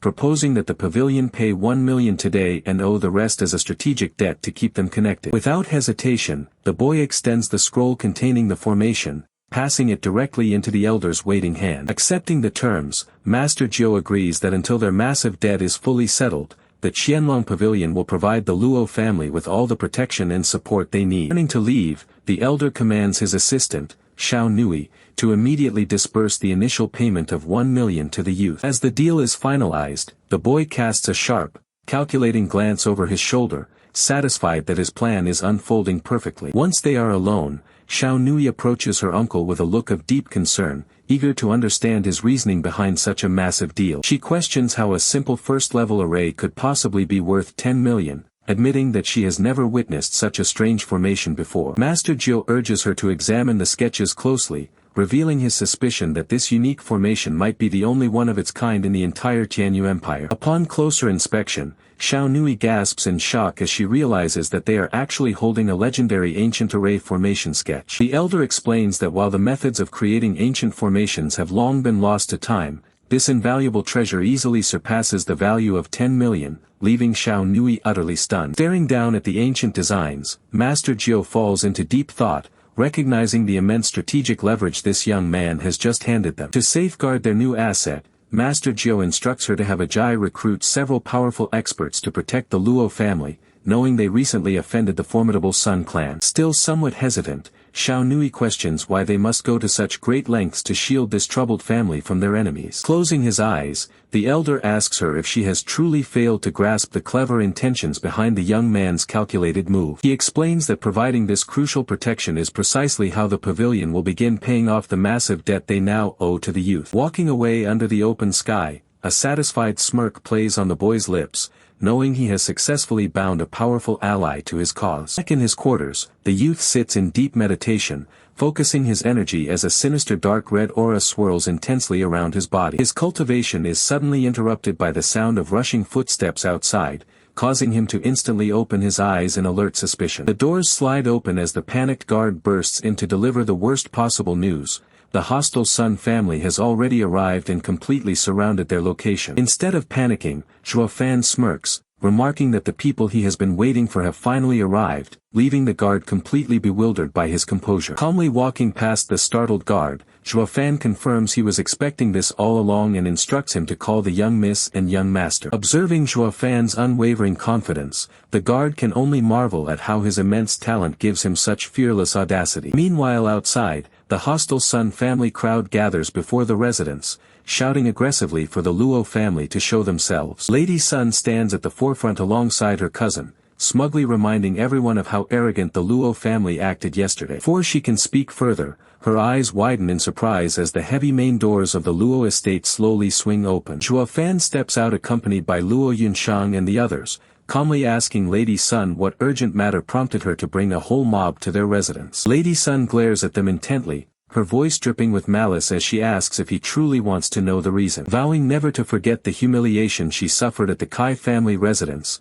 she declares that today the Luo family will be completely wiped out. Seeing Zhuo Fan standing beside her without a trace of fear, Luo Yunshang feels her anxiety ease, trusting that as long as he remains composed, everything will be fine. Stepping forward, Luo Yunshang firmly reminds Lady Sun that the Luo family has stood for over a century, warning her to mind her words as a newcomer family. Furious at being looked down upon, Lady Sun's expression contorts with rage as she grits her teeth in anger. Unable to contain her fury, Lady Sun gathers energy in her hand and charges forward, screeching that a mere chicken could never become a phoenix. Captain Pang immediately leaps forward with a fierce glare, ready to block the incoming attack and shield his young lady. However, her own cousin abruptly holds out his fan to stop her in her tracks, causing Lady Sun to look back in shock and confusion. With an air of refined composure, the cousin apologizes for Lady Sun's rudeness, clarifying that they are only here for the Luo family's butler and wish to settle matters without harming the family itself. Smirking slyly,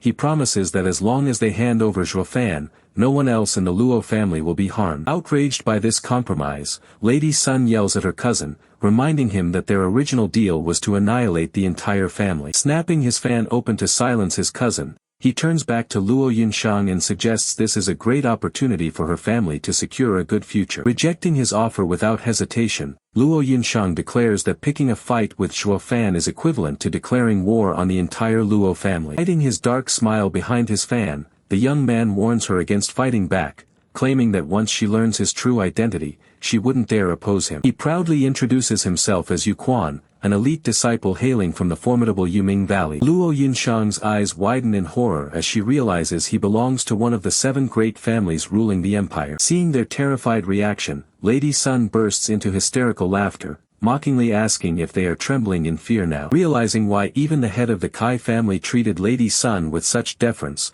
Luo Yunshang feels a heavy sense of dread wash over her. Luo Yunshang desperately grabs Zhuo Fan's sleeve, her voice trembling as she calls out his name in fear. Stepping forward with absolute confidence, Zhuo Fan introduces himself as the butler of the Luo family and boldly challenges the enemy to a one-on-one fight. Young master from Yuming Valley steps up, mockingly agreeing that Zhuo Fan is arrogant and stating that losing to someone of his caliber would bring shame to his sect. Before another word can be spoken, the opponent launches forward with blinding speed, forcing Zhuo Fan to narrow his eyes in sharp focus. The Yuming Valley cultivator unleashes a devastating downward strike, but Zhuo Fan manages to swiftly leap backward to evade the crushing blow. Sliding across the stone pavement to regain his footing, Zhuo Fan keeps a watchful eye on his opponent, realizing this won't be an easy fight. The elite cultivator chuckles in mild amusement, surprised that a mere butler was actually able to dodge his opening attack. Luo Yunshang warns him that the opponent's terrifying chi pressure is 6 times heavier than normal, but Zhuo Fan only smirks, finding the overwhelming power highly amusing. Yuming Valley cultivator is left bewildered by Zhuo Fan's lack of fear, wondering who this strange butler really is as he seems to be enjoying the pressure. In a flash, Zhuo Fan launches himself into the air, charging with such incredible speed that it catches his opponent completely off guard. With a sadistic grin, Zhuo Fan unleashes his devastating blood shadow palm, aiming to strike down his foe in a single move. Sensing the immense danger, the opponent quickly raises his hand to block, realizing he has severely underestimated the butler's power. Their powerful attacks collide, creating a massive shockwave of energy that shakes the entire courtyard. The force of the clash blows both fighters backward, forcing them to slide across the stone ground to stabilize themselves. Lady Sun frantically yells a warning to her cousin, revealing that even Uncle Kai Rome was previously injured by this monstrous butler. Hearing this, the Yuming Valley cultivator breaks into a cold sweat, finally realizing he is in deep trouble. Looking down at his trembling hand, he is shocked to see a bloody gash across his palm, never expecting to face someone capable of wounding him here. He deeply regrets his arrogance, wishing he had known the true strength of his opponent before jumping into this battle. Seeing Zhuo Yifan's sinister, mocking smile, the cultivator begins to suspect that his opponent might actually be a ruthless demon cultivator. He knows that demon cultivators stop at nothing to gain absolute power, making them behave like a pack of disciplined yet highly dangerous madmen. Realizing the danger of a prolonged fight, he channels a dark purple energy into his hand, determined to end the battle as quickly as possible. Observing the strange, ominous purple aura, Luo Yunshang watches in mounting dread, wondering what kind of technique he is preparing. Before Zhuo Yifan can react, the cultivator executes a high-grade mortal stage martial art, closing the distance in the blink of an eye. He strikes Zhuo Yifan directly with his deadly nether claw, forcing the butler to cough up a spray of fresh blood. With a victorious smirk, the cultivator declares that Zhuo Yifan's chi flow has been completely sealed,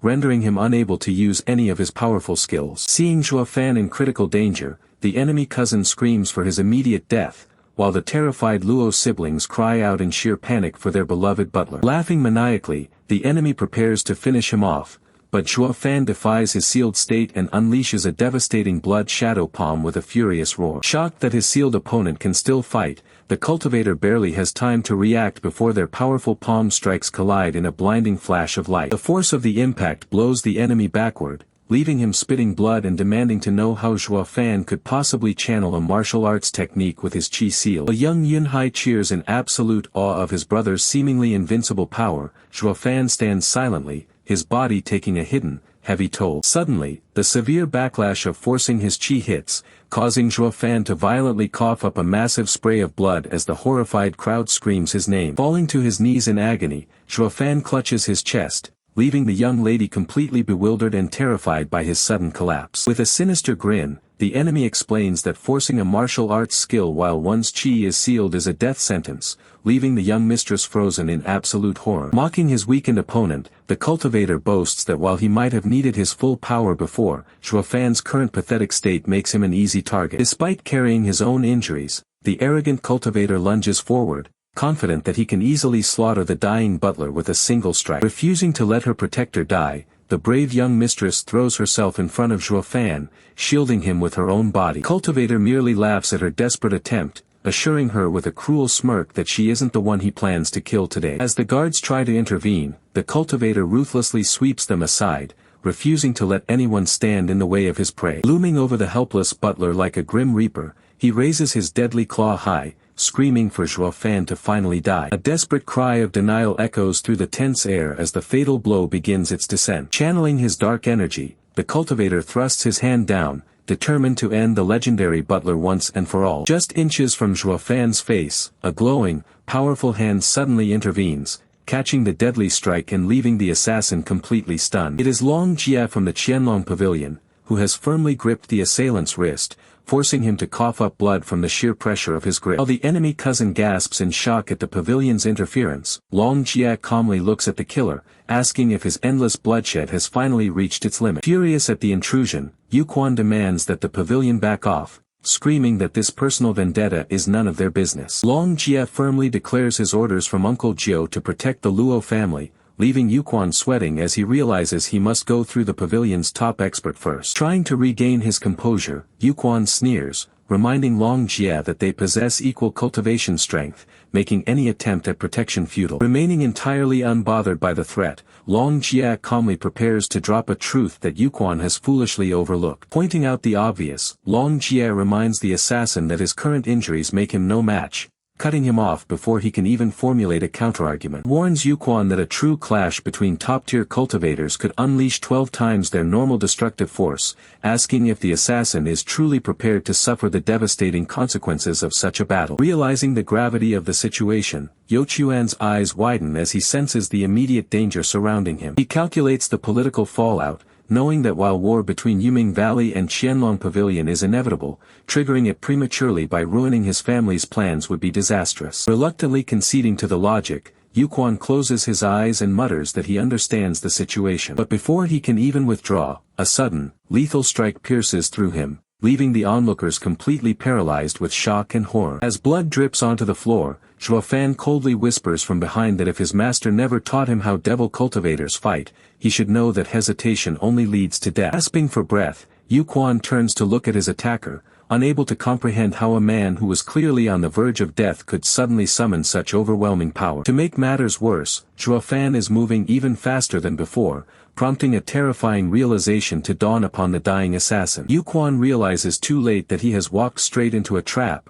one that has ensnared not just him, but Long Jie as well. Reaching out a desperate, trembling hand, Yu Quan weakly begs for someone to save his life. Showing absolutely no mercy, Zhuo Yifan commands him to die as he delivers a swift, decisive final blow. With a final, agonizing scream, the assassin's life is brutally cut short right on the spot. Watching the horrific scene unfold, the young lady cries out for her cousin in absolute disbelief before falling silent. Long Jie looks on grimly, pointing out that Zhuo Yifan was originally ordered by Master Zhou to protect them. Unbothered, Zhuo Yifan turns his back and walks away, thanking him for the assistance and asking him to tell Master Zhou that there is no need to send anyone else for protection. Later that night at the Qianlong Pavilion, a powerful hand slams violently onto a table in a fit of pure rage. Furious at the turn of events, the elder of the pavilion, Long Zhou, cannot believe the audacity of what has transpired. He fumes over how a mere kid has caused such massive trouble, completely ruining his family's carefully laid plans. Confused by his anger,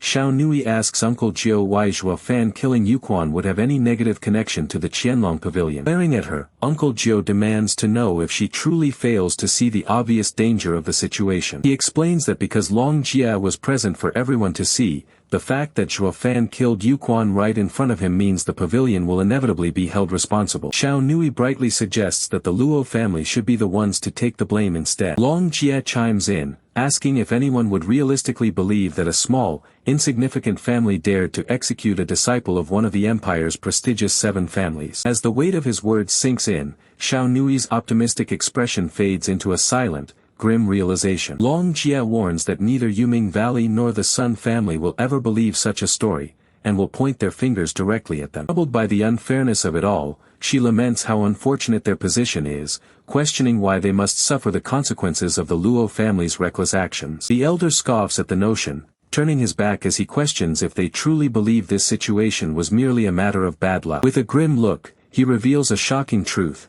Everything that transpired was carefully orchestrated by that young kid from the very beginning. He explains that while Long Jie believed the boy was completely exhausted and unable to withstand Youquan's impending strike, the reality was far different. The boy deliberately used Long Jie's intervention as a shield to buy time, allowing him to recover his strength and launch an even more devastating counterattack. Stunned by this revelation, the woman realizes the boy must have anticipated Long Jie's brother stepping in to help, using that very expectation to set a trap for Yu Quan. The elder calls her foolish, sighing at her inability to see the grander, more sinister scale of the boy's calculations. Clarifies that the boy's scheme wasn't just aimed at Yu Quan, but was designed to pit the Qianlong Pavilion and Yuming Valley against each other, allowing the Luo family to escape amidst the chaos. The sheer depth of the boy's foresight leaves them in disbelief, as he had already anticipated every single move up to this point. The elder recalls when the boy sold him the array formation scroll, realizing the kid knew exactly how much he valued family honor,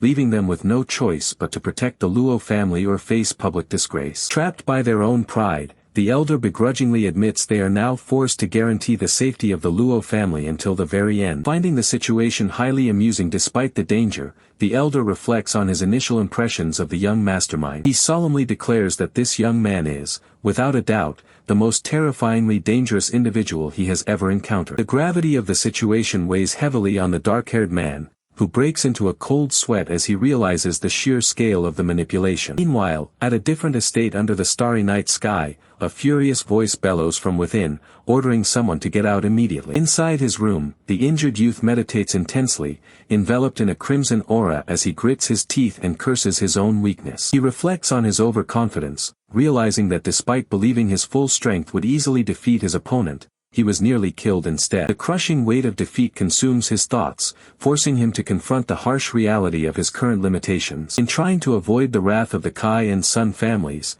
he has inadvertently plunged himself straight into the deadly power struggles of the 7 great families. He understands that the formidable adversaries he must now face are none other than the powerful 7 families themselves. Knowing his current strength is completely insufficient to protect both himself and the Luo family, he resolves that he must become stronger at all costs. With absolute determination, he focuses his energy, seeking a way to rapidly break through his limits in a short amount of time. A massive surge of spiritual energy erupts around him, casting a blinding red glow as he forces his body to absorb the raw power. Elsewhere in the quiet of the night, another cultivator suddenly senses a jarring disturbance, his eyes widening in alarm. Without warning, the intense spiritual backlash strikes him, causing him to violently cough up a spray of fresh blood. Weakened and gasping for air, he slides down the wooden wall, completely overwhelmed by the sudden and mysterious assault on his life force. The monstrous red baby spirit floats menacingly above the collapsed cultivator, declaring that it will spare his life for now. With glowing white eyes, the sinister entity states that it wants him to live just to witness the absolute destruction of the Kai family. Meanwhile, outside in the forest, a lone guard notices the eerie silence and wonders why the usual patrols are completely missing. Sensing a sudden, chilling presence nearby,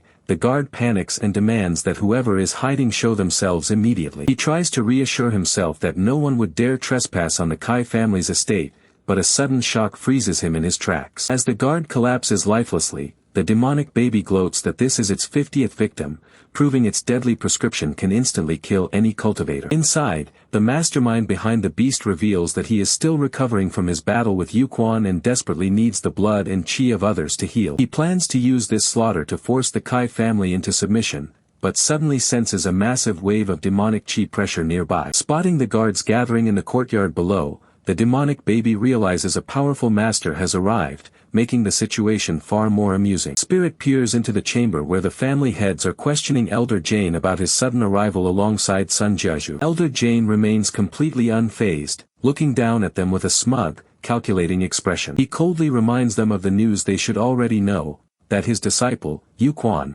was killed by Qianlong's pavilion earlier that day. The Kai family head questions if it wasn't actually the Luo family who did it, but Elder Jane scoffs at the idea of the Luos having that kind of courage. He explains that while Yuming Valley and Qianlong Pavilion have always been hostile, neither side has dared to break the delicate balance of the empire's 7 families until now. He narrows his eyes, asserting that he knows exactly what Qianlong Pavilion's aggressive move truly signifies. Listening from the roof, the demonic baby laughs at how these arrogant nobles would rather invent a grand conspiracy than accept the simple truth. Inside, the Kai family head asks Elder Jane what his true purpose is in coming to their residence tonight. Elder Jane chuckles softly, stating he merely wants their cooperation to stand by and watch how Qianlong Pavilion reacts to the escalating tension. He takes a sip of his drink, warning that if he were to make a direct move himself, it would trigger an all-out war. Terrified of the consequences, the Kai family head protests, asking why his family should be dragged into a deadly dispute against the powerful Qianlong Pavilion. Elder Jane calmly acknowledges that it is indeed true the Kai family cannot afford to offend such a massive power. Instead, he proposes a workaround. The Kai family should target the weaker Luo family first to test Qianlong Pavilion's true response. Kai family head is utterly stunned by the suggestion to go after the Luo family. He realizes that since the Luo family is backed by Qianlong Pavilion, attacking them is practically the same as declaring war on the pavilion itself. Sun Jiazhu is then pressured, as the others point out that since his granddaughter is close with Yuming Valley and caused today's mess, he should be the one to deal with the Luos. The patriarch of the Sun family sweatily defends himself, arguing that once he discovered Qianlong Pavilion was backing the Luo family, it was only natural for him to avoid causing any trouble. Kai Rong steps forward to voice his own grievances, admitting that Zhuo Yifan is the person he despises most right now after using a mysterious skill that left his child vomiting blood for days. He fears that if he dares to provoke Zhuo Yifan again, his son will pay the ultimate price and be killed in a brutal manner. Meanwhile, Zhuo Yifan reflects on how he used his bloody infant to teach the Kai family a lesson, secretly torturing Kai Xiaoting with it earlier that day. He smirks, realizing that Kai Rong is desperately using a pathetic excuse just to avoid taking on the dangerous mission. The elder commands them to stop making excuses,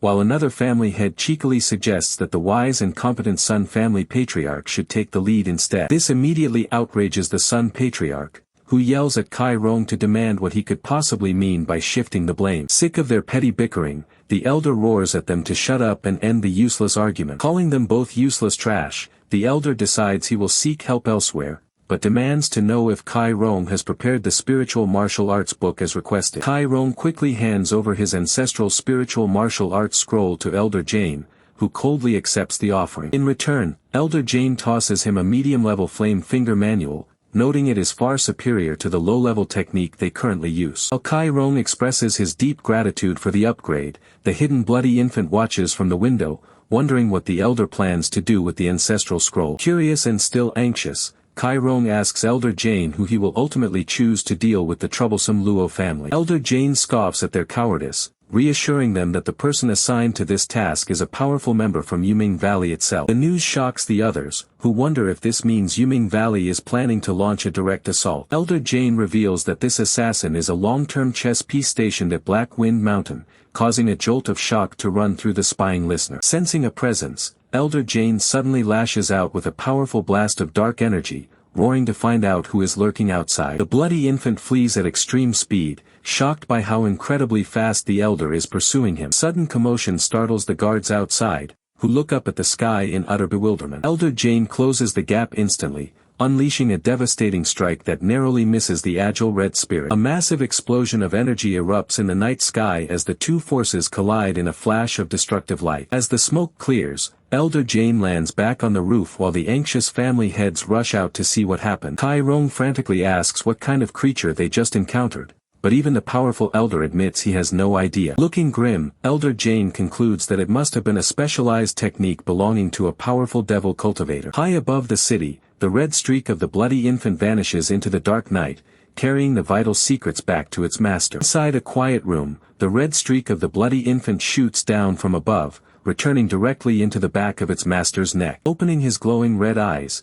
the master breathes a sigh of relief that his bloody infant escaped that powerful old man, never expecting to encounter such a formidable expert at the Kai residence. Ever since he created the bloody infant, it has functioned as his literal heart, meaning that if this clone were ever to be destroyed, the main entity inside his body would perish as well, likely taking his own life along with it. Realizing how close he came to death, he knows he must urgently increase his strength, even though the situation with Yuming Valley and Qianlong Pavilion remains stable for now. With enemies from Black Wind Mountain bound to arrive soon, the Luo family is in grave danger, forcing him to act quickly. Grinning wickedly, he begins channeling a dark, swirling purple vortex of energy right into his chest to kickstart his cultivation. His gaze sharpens with absolute focus as the demonic energy begins to surge through his meridians. Enveloped in a raging torrent of red and black flames, he pushes his body to its absolute limits. He channels the raw power into his hand, clenching his fist as explosive energy bursts from his knuckles. With the power of the bloody infant, he has managed to break through to the Qi collection stage in less than 10 days, doubling his cultivation speed. He chuckles sinisterly at the thought of the Black Wind Mountain experts, completely unfazed by their impending arrival. He issues a silent challenge, daring anyone who isn't afraid of death to come and face him. Next morning, as he opens his door to step outside, he is startled by a sudden, clumsy crash right at his feet. It turns out to be the young miss, who has fallen flat on the wooden deck and is groaning in pain. He asks what she is doing in front of his room, while mentally cursing his own carelessness for not sensing her presence, realizing an enemy could have easily killed him. Blushing deeply, she explains that she was worried his injuries might worsen, so she stayed outside to guard him all night. Seeing that he is perfectly fine, she flusteredly bids him farewell and prepares to leave. He stands frozen in disbelief, trying to process the fact that she actually stood guard outside his door for the entire night. Just then, Lao Pang runs over, expressing his immense relief that Zhuo Yifan is up and well. Lao Pang explains how badly injured he was, confirming that the young miss indeed stayed up all night out of fear that he might pass away. When Lao Pang looks around and asks where she went,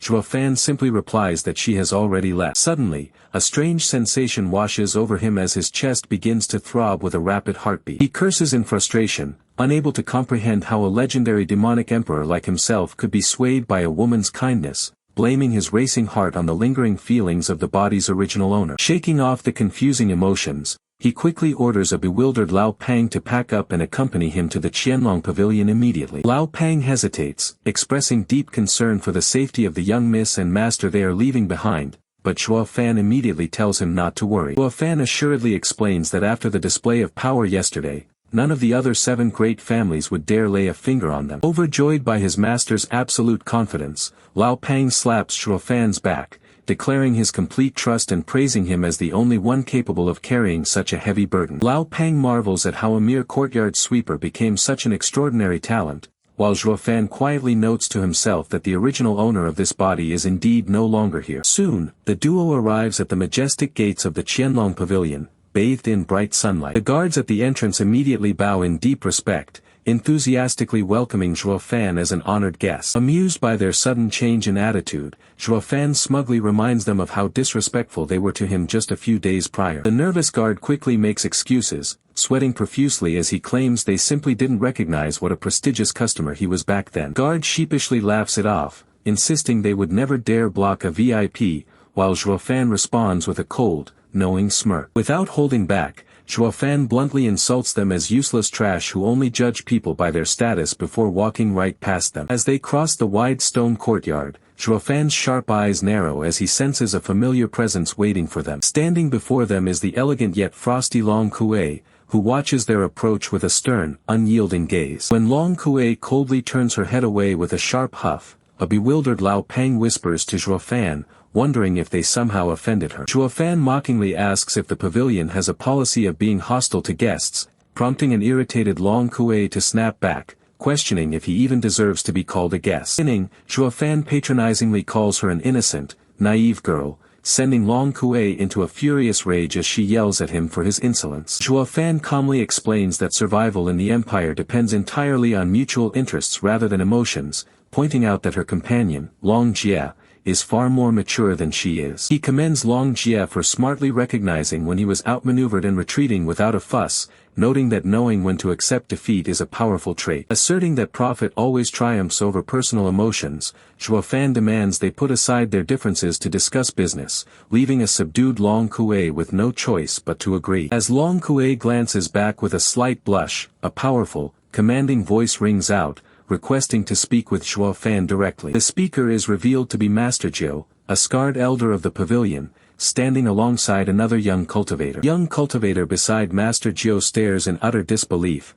shocked to see that Zhuo Fan's severe injuries from yesterday have completely healed overnight. Unfazed, Zhuo Fan addresses Master Zhuo directly, smoothly asking if the elder isn't willing to let the younger generation handle their own business affairs. Master Zhuo laughs heartily, explaining that he cannot simply hand over a matter of such high stakes, one that could affect the very honor of the pavilion, to inexperienced youngsters. Turning serious, the elder warns Zhuo Fan that while he is undoubtedly clever, he shouldn't underestimate an old man who already sees right through his hidden agenda. Though inwardly tense that his schemes have been anticipated, Zhuo Fan humble brags, politely claiming that he could never hope to match the elder's wisdom. Master Zhuo completely loses his temper, shouting at Zhuo Fan to cut the nonsense and state what he actually wants. Maintaining his polite demeanor, Zhuo Fan requests a new residence for the Luo family and asks if the elder could make a recommendation. Master Zhuo remains highly skeptical, bluntly asking why he should feel compelled to help them. Zhuo Fan points out that a nearby location would make it incredibly easy for the pavilion to keep a close eye on them,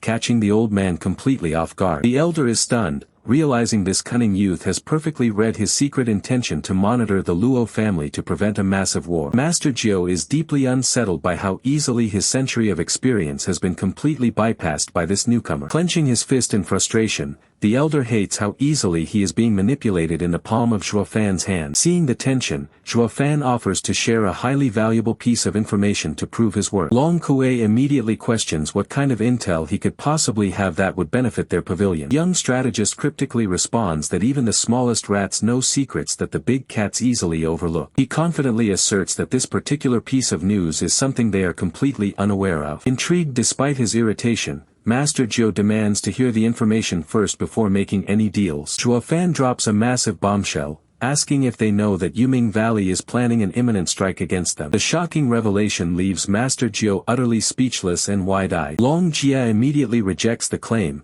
arguing that nothing escapes his surveillance and warning the elder that they are being fooled. Pressed for proof, Zhuo Fan calmly admits that he has no physical evidence to show them. Instead, he describes the elderly appearance of the mastermind, noting that Kai Rong and his men referred to him as Elder Jane. The mention of that name instantly triggers an explosive wave of fury within Master Zhuo. A terrifying purple aura of pure hatred erupts from the elder, shocking everyone present with its intensity. Feeling the heavy pressure of the killing intent, Zhuo Fan asks if there is a history between them. Long Jie reveals the dark truth, explaining that this enemy was the very person who blinded Master Zhuo's right eye. Realizing the gravity of the situation, Zhuo Yifan quickly apologizes for unknowingly reopening such a painful wound. Master Zhuo brushes it off, stating that the accurate description is enough to earn his trust, and grants them a residence nearby. Delighted with the outcome, Zhuo Yifan and his companion offer their enthusiastic thanks. With their new base secured, the duo happily takes their leave to prepare for the upcoming storm. The scene shifts as a powerful elder demands to know exactly where the old man was last spotted. The young boy reveals that he was seen at the Kai family's residence but might now be at the Sun family's place, causing the elder to clench his fist in silent fury. Enraged by this news, the elder orders Long Jie to summon more family elders, declaring that he has no intention of letting Zhuo Yifan leave this city alive. Furious that his target dared to trespass on his territory, he vows to get revenge for his lost eye, knowing he would regret it forever if he let the boy live. Meanwhile, Zhuo Yifan wears a confident, knowing smirk, completely unbothered by the looming threats around him. He takes a moment to observe the impressive lineup of elite guards standing tall under the bright sky. Amidst the falling cherry blossoms, the young lady happily asks if this beautiful place is where they will be staying from now on. Turning to Lao Pang, Zhuo Yifan casually asks how he would feel about becoming the leader of elite guards just like the ones before them. Lao Pang laughs nervously, scratching his head as he admits that even being a regular guard is beyond his level, let alone leading them. Patting his shoulder, Zhuo Yifan reassures him with absolute confidence that the day he takes charge of those guards will surely come. Hearing those encouraging words, Lao Pang looks forward with a newfound sense of hope and determination. Suddenly, a mocking voice interrupts their conversation, catching Zhuo Yifan attention. Miss Long Nu approaches, sneeringly calling Zhuo Yifan a massive liar who not only tricks outsiders but also deceives his own people. She condescendingly points out that Lao Pang's limited potential caps him at the 6th layer, making him completely incomparable to their elite guards. The harsh words bring a tense silence over the group as they stare back at the arrogant lady. He mockingly advises them to stop dreaming of greatness, telling a small-time family to stay in their place. Unfazed by the insults, Zhuo Yifan calmly addresses her by name to counter her arrogance. With a sharp, piercing gaze, he warns her not to abuse her power or push her luck by bullying those she deems weaker. She scoffs at his warning, accusing them of living in a daydream just to comfort their own fragile egos. She lectures him that true powerhouse families take hundreds of generations to build, and that relying on cheap tricks with the Qianlong Pavilion won't make them great. Raising her voice, she calls him a mere frog in a well who has absolutely no idea how vast the world truly is. While the blonde girl worries, Zhuo Yifan simply chuckles at the insult, even as the man beside the lady tells her she is taking things too far. Ignoring the woman entirely, Zhuo Yifan turns to his young mistress and asks for permission to use their spiritual stones. Receiving her silent consent, he leaps high into the air, landing gracefully on the roof of the grand pavilion. As he stands confidently on the roof, the arrogant lady screams up at him in fury, demanding to know if he has any manners at all. Looking down from his vantage point on the roof, he completely ignores the frantic shouts of the guards and the lady ordering him to come down immediately. He calmly identifies the level 3 defensive Panlong formation, shocking the lady and her companion who wonder how he could possibly know about a secret technique only Uncle Zhuo can set up. Without a second thought, he leaps from the rooftop, releasing a flurry of glowing golden energy spheres from his hand as he descends. With a confident grin, he commands the golden spirit stones to scatter and fly forward into their designated positions. As the golden beams of light rain down and plant themselves into the ground around them, the lady panics, demanding to know what he is doing. With a smug smirk, he simply asks if he even needs to explain himself as he prepares his hand seals. Channeling his immense energy, he slams his hands together in a powerful hand seal, his eyes glowing with crimson intensity as he begins to activate the formation. The duo watches in absolute disbelief as a blinding golden light begins to erupt from the ground, shaking the very earth beneath their feet. From the blinding light, a massive, majestic golden dragon materializes, roaring with thunderous power as it coils into the sky. Multiple golden dragons materialize, spiraling around him as the defensive array activates at full power. Far away, an old master sitting in deep meditation is suddenly startled, opening his eyes in shock as he senses the activation of the array and wonders if it was the work of the old ghost. However, he quickly dismisses the thought, knowing full well that the old ghost doesn't possess the capability to pull off such a feat. Meanwhile, from a high balcony, Uncle Zhuo himself looks out in absolute shock, immediately recognizing the golden dragons of his own Panlong formation array. But as he observes the sheer scale of the energy, he realizes something is wrong, muttering that his own formation was never this incredibly powerful. Even further away, another young man looks out from a cave entrance, wondering if their grand plan is being executed ahead of schedule due to the massive commotion. He quickly reassures himself that Elder Jane would never act so recklessly, leaving him completely baffled as to what is truly happening. Back at the pavilion, the protagonist maintains his focus, keeping his hands locked in the activation seal with absolute composure. Standing before the Grand Tower, his body radiates a blinding aura as the golden dragons circle majestically above him, completing the formation. Golden dragons dissolve into a massive, shimmering energy barrier, completely enveloping the entire pavilion in a protective dome. Stunned by the incredible display, the lady demands to know what Zhuo Yifan has just done to their defensive system. Seeing his indifferent expression, she flies into a rage, screaming at him not to dare ignore her. He calmly explains that he has merely finished setting up the level 3 Panlong formation array, but warns that it might not be enough to fully protect her. With a sly look, he advises upgrading it to the level 5 Jotian Panlong array, though he notes it will require a massive amount of spirit stones. The suggestion leaves them completely flabbergasted, unable to believe he is talking about a legendary level 5 array. They realize that only a handful of masters in the entire Tianyu Empire can construct such an array, and even the 7 noble families lack such extraordinary talent. Looking at the young man, he begins to wonder if this confident child might actually be telling the truth about constructing a level 5 formation array. The doubt lingers in their minds as they stare at his back, unable to fully comprehend how someone so young could possess such legendary power. Even the young mistress can't help but look at him with a mixture of concern and awe, while Zhuo Yifan simply wears a calm, knowing smirk. She playfully scolds him for using so many spirit stones without her permission, but quickly forgives him since it was all done to protect their family. With the tension eased, the young mistress leads the group forward while the little kid runs ahead, eager to see what comes next. Watching them walk away, the female cultivator realizes that Zhuo Yifan has just revealed his true capabilities by leaving a powerful defensive array over the entire area. She is completely astounded that a supposedly minor family could harbor such an extraordinarily talented level 5 formation master. Suddenly, a powerful old master with a scarred eye descends from the sky, landing with an explosive force that shakes the very ground. He looks around with intense,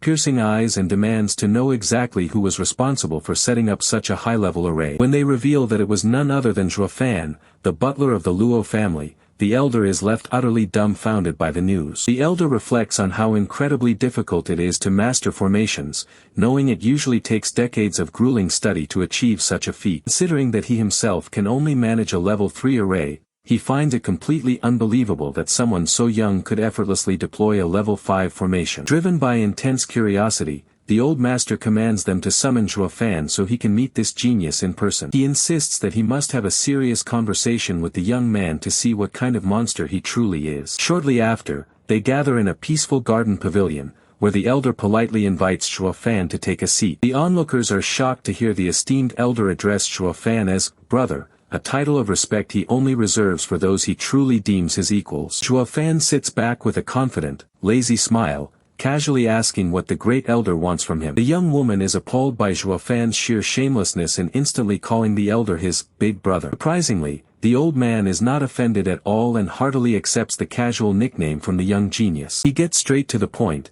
questioning why a master capable of creating level 5 arrays is wasting his time serving a minor clan like the Luo family. He extends an invitation, suggesting that it would be far better for Zhuo Yifan to join their powerful Qianlong pavilion instead. The elder promises him supreme treatment, guaranteeing him the rank of a great elder and the utmost respect from the pavilion's highest leaders. This outrageous offer throws the young woman into a state of absolute disbelief, shocked that they would hand such a high position to a youth. She protests vehemently, arguing that Zhuo Yifan is far too young and inexperienced to be granted the pavilion's most prestigious title, while the butler calmly sips his tea. Internally, Zhuo Yifan smirks, knowing that displaying his level 5 array talent would make him an irresistible prize that every major power in the empire would fight to recruit. The old elder boasts that even the emperor treats him with high respect before asking Xiao Fan for his opinion. Xiao Fan slyly mentions that he has a condition, to which the elder immediately agrees, promising that Qianlong Pavilion will grant anything. Xiao Fan provocatively demands that the young lady serve him tea,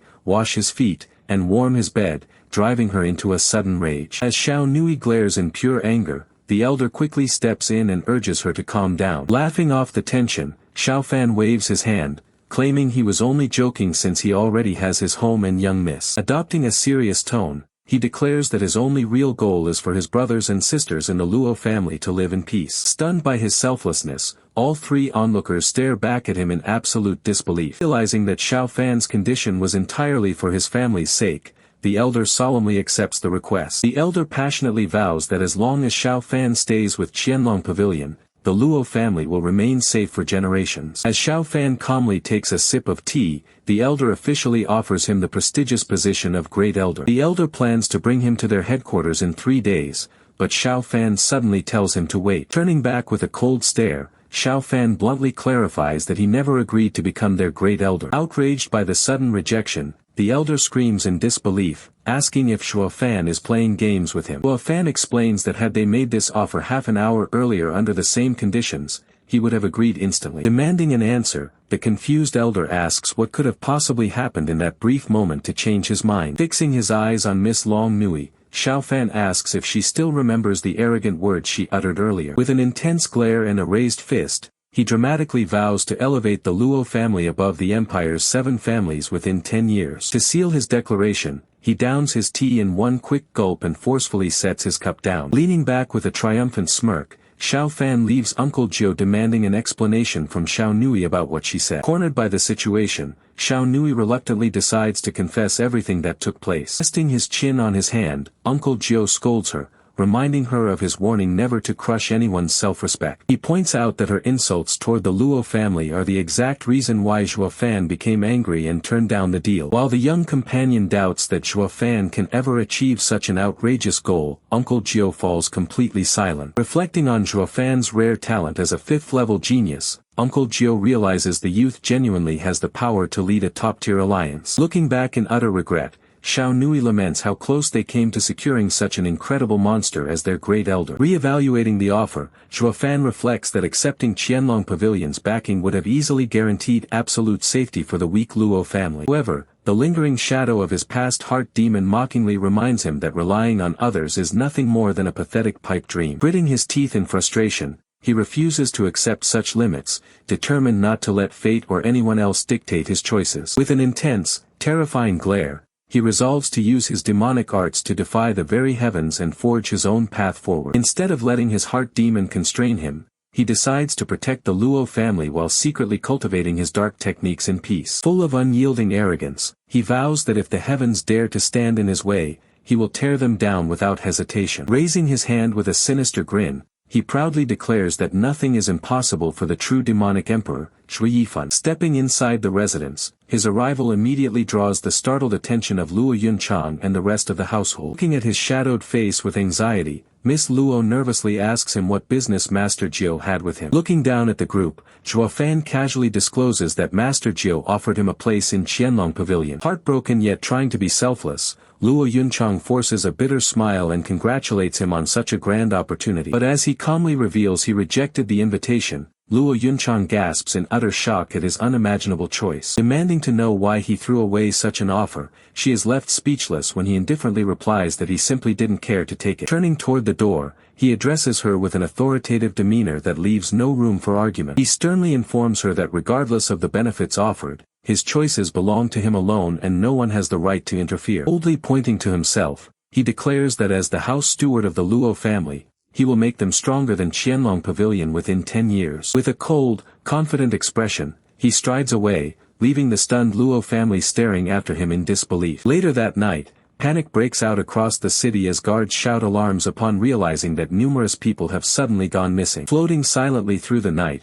Zhuo Fan's spirit smirks at how the Kai family is finally trembling in fear over their missing guards. Suddenly, his spirit senses a mysterious presence and notices a masked intruder in black moving quietly across the rooftops. Surprised by the trespasser's audacity, he wonders who would dare infiltrate Qianlong Pavilion's strictly guarded territory. Intrigued, Zhuo Fan's spectral form speeds after the purple-haired figure as they swiftly leap toward a lighted window. Slinking up to the ledge, he keeps a watchful eye as the intruder slips inside the private quarters. As an attendant inside addresses the intruder as Miss, Zhuo Fan is caught off guard to discover the stealthy spy is actually a woman. Peering closer through the window, he watches intently as the mysterious female assassin begins to lower her face mask. Unveiling her face, the purple-haired young miss immediately commands her maid to bring her pen and paper. Drawing out a detailed blueprint of the Qianlong Pavilion residence, she maps out every guard post and highlights the 4 martial arts experts stationed at key positions. Seeing the formidable defenses, her subordinates tremble in fear, worried they will all be slaughtered before even stepping inside. Reassuring her men, she reveals that her brother secured allies from Yuming Valley to act as bait and draw away the guards. With a cold glare, she orders them to strike swiftly during the distraction, slaughtering every Luo family member and capturing Luo Yunshan alive. Eavesdropping from above, Zhuo Fan's spectral form boils with anger upon hearing their plot to capture his young mistress. A hesitant subordinate speaks up about her brother, prompting the young miss to demand answers immediately. The man voices his doubts, questioning whether Yuming Valley would truly follow her brother's lead or if they are being manipulated. Watching intently from the roof, Zhuo Fan carefully takes note of the names Xiaozhai and Yuming Valley. The men worry that attacking a residence under Qianlong Pavilion, one of the 7 imperial families, will turn them into hunted fugitives without protection. Tensions rise among the group as an argument breaks out over whether Yuming Valley will abandon them to perish. Infuriated, the young miss shouts at them, asking if they have no shame when this dangerous raid is the only way to heal their leader. Chastised by her outburst, the subordinates lower their heads in deep guilt and silence. Seizing control, she firmly commands everyone to prepare and execute the original plan without another word of protest. Moved by her conviction, the men bow in unison and vow to follow her orders. Observing how effortlessly she subdued her men, Zhuo Fan acknowledges her leadership skills with a smirk. With a sinister glint in his eyes, the former demon emperor decides it is finally time for him to make his move. Once the men leave, the adorable maid Xiao Cui claps enthusiastically, praising her mistress's powerful authority. The young miss sighs softly, remembering her adoptive father's true greatness when he was still healthy and revered by all. Xiao Cui tries to offer comfort. The young miss gently tells her maid that she doesn't need to sweet-talk her. Staring ahead, she affirms her sole goal, obtaining the Luo family's treasure, Hui Longzhang, to save her dying father. Xiao Cui smiles sweetly, assuring her devoted master that such filial piety will surely be rewarded. Suddenly, an arrogant voice rings through the room, mocking their sentimental conversation out of nowhere. Stepping boldly into the room, Zhuo Fan smirks and shatters her hopes by pointing out that Hui Longzhang isn't even a healing artifact. Completely caught off guard, the young miss shouts in shock at the uninvited intruder standing before them. Zhuo Fan calmly tells her not to panic, assuring the young lady that he has no intention of harming her. He raises his finger, explaining that he simply wishes to invite her along so they can clear up a few misunderstandings. Unconvinced,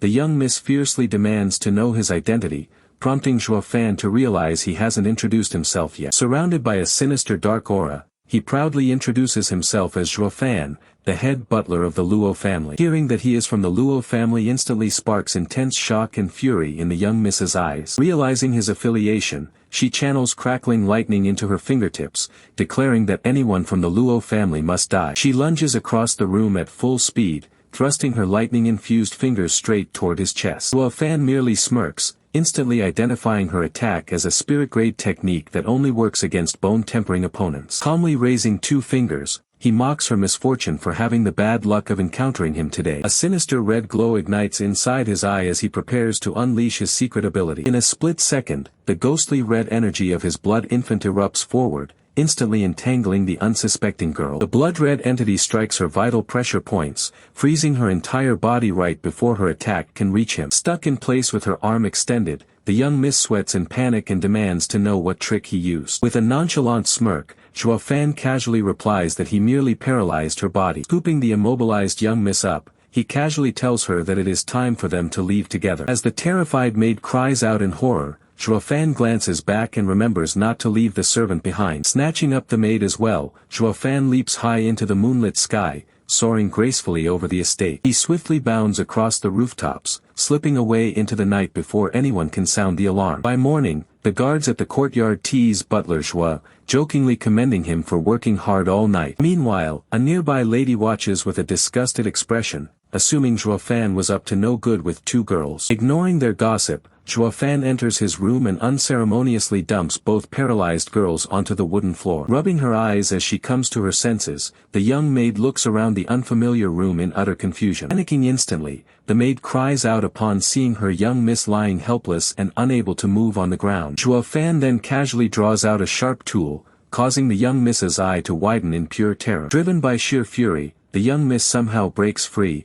drawing a hidden dagger and lunging straight at him while shouting curses. She thrusts her hidden dagger directly toward Zhuo Fan's throat with lethal intent, but he only responds with a confident smirk. Unfazed by her sudden attack, Zhuo Fan coldly notes that while her technique isn't bad, it's completely useless against him. Effortlessly holding her back with one hand, he assures her that he only brought her here for answers, promising her freedom if she cooperates. With a swift motion, he disarms her and warns her never to brandish a weapon in his presence again. Then turns a suspicious eye toward her outfit, questioning if she has any other hidden weapons and threatening to strip her clothes to check. Infuriated by his shameless threat, the young lady glares at him in disbelief, furiously asking how he dares to speak to her like that. Leaning in so close their faces nearly touch, Zhuo Fan smirks and taunts that whether he dares or not relies entirely on her behavior. Suddenly dropping his playful demeanor, his eyes darken as he directly interrogates her about her true identity and purpose in the city. When she defiantly turns her head away in silence,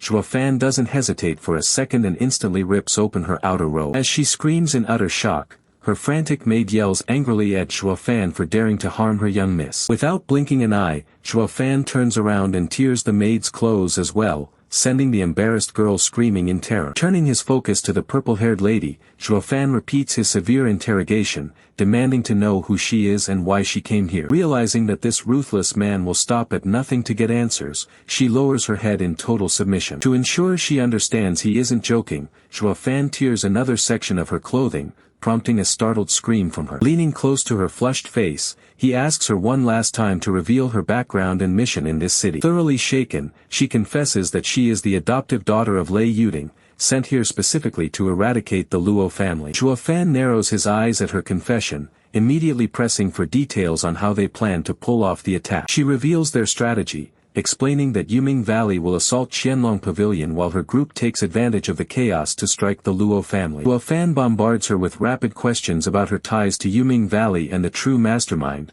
but she nervously stammers that she doesn't know. Glancing away nervously, she insists she is telling the truth, while Zhuo Fan scrutinizes her expression for any sign of deceit. Refusing to accept her ignorance as an excuse, Zhuo Fan raises his hands, preparing to shred the rest of her attire completely. Left in her undergarments and blushing intensely, she trembles as Zhuo Fan gives her one final chance to preserve her dignity. He delivers a chilling threat, warning her that if she continues to hold back, he will hand her over to the dozens of men outside. While she curses him in absolute rage and embarrassment, Zhuo Fan remains completely unfazed and begins counting down to 3. As he calmly reaches 2, her heart races in panic, realizing he is fully prepared to execute his dark promise. Just as Zhuo Fan's hand reaches out toward her, the purple-haired young miss breaks down and screams in horror. Unable to watch her master suffer, the little maid bursts into tears and cries out desperately for him to stop. Cracking under the immense pressure, the servant begs Zhuo Fan to spare her young miss, blurting out that a man named Mr. Yang was the one who orchestrated everything regarding Yuming Valley. Catching on to the clue, Zhuo Fan smirks and asks who this Yang is,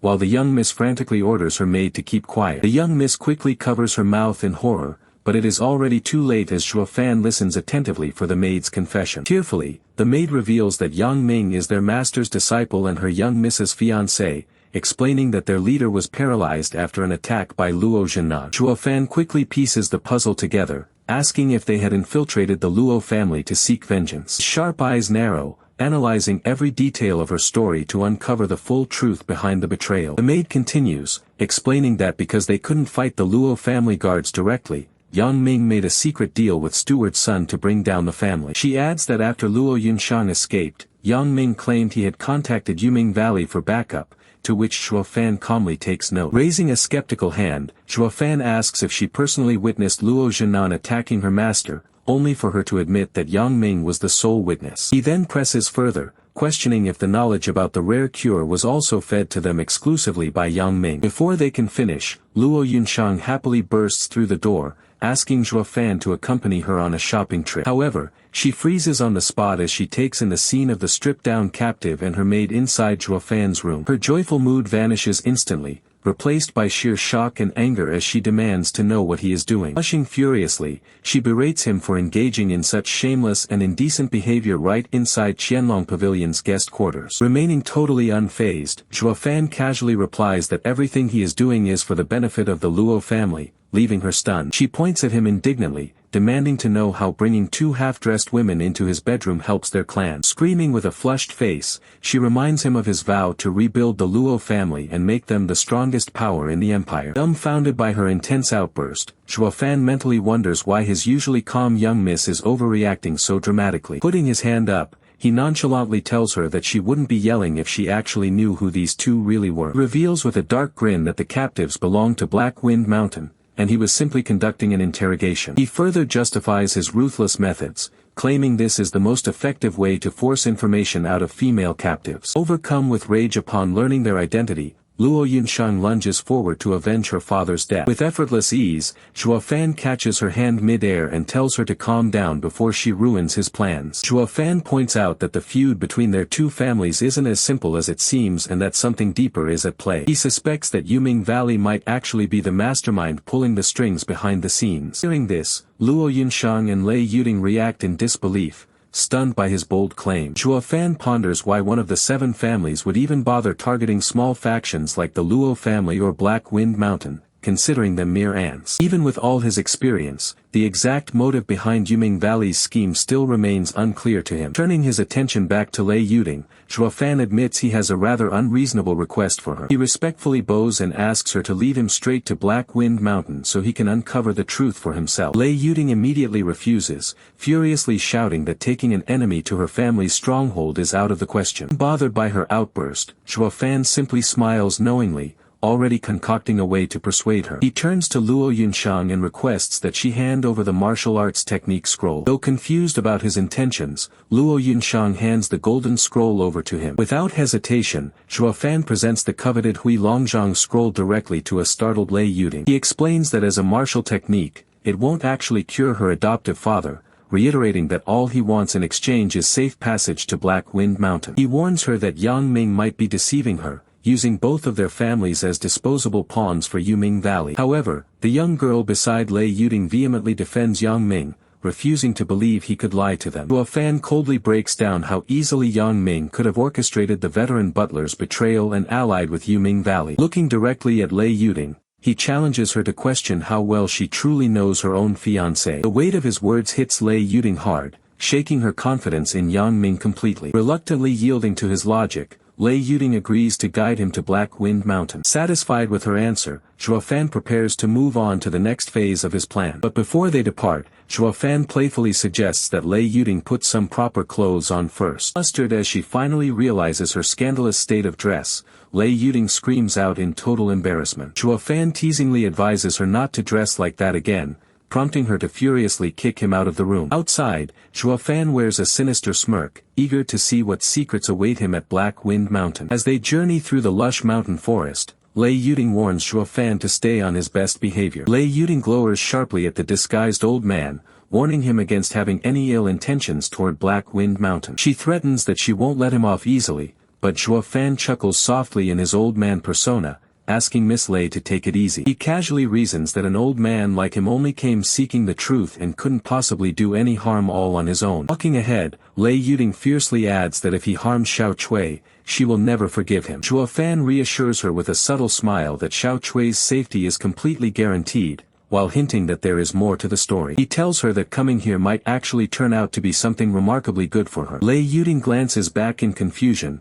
bewildered by his claim that this situation could somehow benefit her. Zhuo Yifan calmly strokes his fake beard, letting his mysterious words hang in the air as they push forward. As they approach the rocky mountain pass, a bandit guard draws a blade and shouts out to demand their identity. Upon recognizing Lei Yuding, the guard immediately bows, surprised to see the young miss back instead of staying in Fong City. Keeping a firm expression, she curtly answers that she returned because she has urgent business to attend to. The guard bows respectfully as Lei Yuding and the old man walk past him into the mountain compound. Zhuo Yifan takes note of the guard's reaction, quietly deducing that the man must be directly loyal to Yang Ming. He points out to Lei Yuding that her mission in Fong City was supposed to be a secret, so an ordinary guard shouldn't have known about it unless tipped off. He predicts that Yang Ming will surely come out to meet them the moment they enter deeper into the mountain territory. Lei Yuding stays silent, realizing the troubling truth behind his sharp observation. Vast wooden watchtowers and fortified barricades of Black Wind Mountain loom ahead under the clear sky. Unbeknownst to her, a shadowy figure leans against a tree trunk, patiently watching their arrival from around the corner. A voice suddenly calls out her name from behind the tree, startling Lei Yuding as she turns around quickly. A young man adjusts his collar casually while stepping into view, questioning why she isn't back in Fang City. Lei Yuding looks on in shock as the newcomer turns out to be none other than Yang Ming himself. Yang Ming wears a fake smile, questioning why his dear sister Yuding returned so unexpectedly. Zhuo Yifan whispers closely into Lei Yuding's ear, confirming that the guards had indeed immediately reported their presence to Yang Ming. Keeping her composure, Lei Yuding addresses him, explaining that Qianlong Pavilion is no easy target and Yuming Valley cannot be trusted. She solemnly tells him that the operation carried too much risk, which is why she instructed the crew to hold back and observe the situation first. Narrowing his eyes with a stern glare, the young man addresses Lei Yuding with deep frustration. Standing firm before her, he reminds Yuding that their master treated them like his own family. Gesticulating passionately, he demands how they could live comfortably while their master suffers,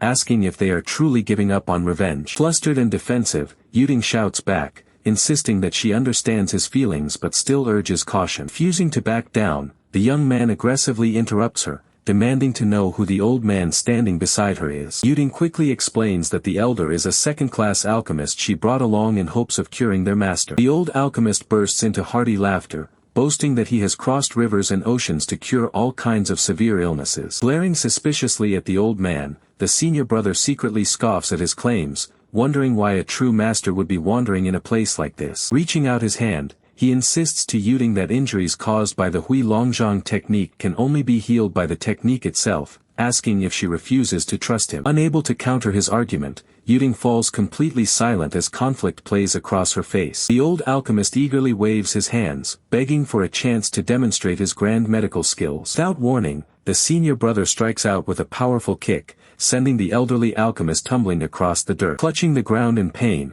the battered old man groans, asking why he was violently attacked just for offering a cure. Struggling to sit up, the old man complains to Yuding that trying to do business with rough mountain bandits is far too hard on his fragile bones. Enraged by the old man's sarcastic remark, the senior brother clenches his fist and angrily demands to know what he just said. Yuding immediately steps between them with her arms outstretched, declaring that if he wants to harm the old man, he'll have to go through her first. Smirking coldly, the senior brother relents for now, warning that he won't let the old man leave alive if he fails to cure their master. As he turns away, Yuding looks at the old alchemist in surprise, having witnessed her brother's sudden change in attitude. Yuding questions why she should doubt her brother who cares so deeply for her father, but the old man asks if her father ever taught her how to truly judge someone. Winking with a knowing smile, the old alchemist advises her to judge a person not by their words, but by their actions. He breaks down the brother's behavior, explaining that he only granted permission after testing him with an attack and deeming the old man too weak to pose a threat. Looking straight into her eyes,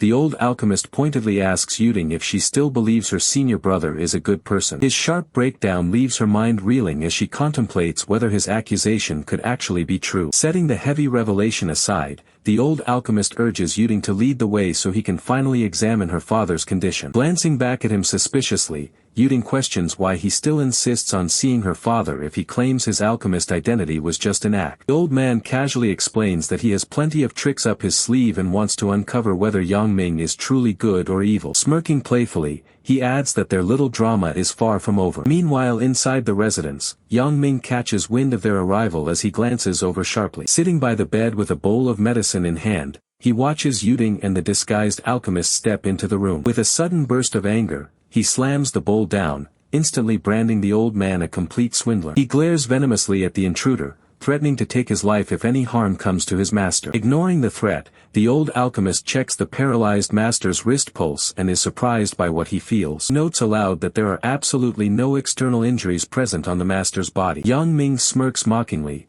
asking what the old man could possibly be implying. The alchemist continues his diagnosis, revealing that the master doesn't suffer from any internal injuries either, causing Yang Ming's expression to tighten. Hearing this, Yuding acts confused about why her father remains paralyzed, reminding herself to keep up a convincing performance. Turning to Yuding, the old man confidently announces that he has pinpointed the real issue, a foreign object inside her father. Both the paralyzed master and Yang Ming freeze in absolute shock at the alchemist's sharp revelation. Furious at being exposed, Yang Ming snaps and violently attacks, shouting in rage as he pushes the old man back. Yuding pretends to be caught off guard, asking her senior brother why he reacted so violently. Yang Ming turns his gaze toward Yuding, demanding to know if she has been hiding something from him all along. Yuding keeps her composure and flatly denies hiding anything from him. Pressing further, Yang Ming asks about the whereabouts of her maid Xiao Cui, to which Yuding quietly claims she sent her on an errand. With a dark smile, Yang Ming utters a cold realization and immediately triggers a trap beneath the floorboards. The wooden floor beneath them suddenly collapses,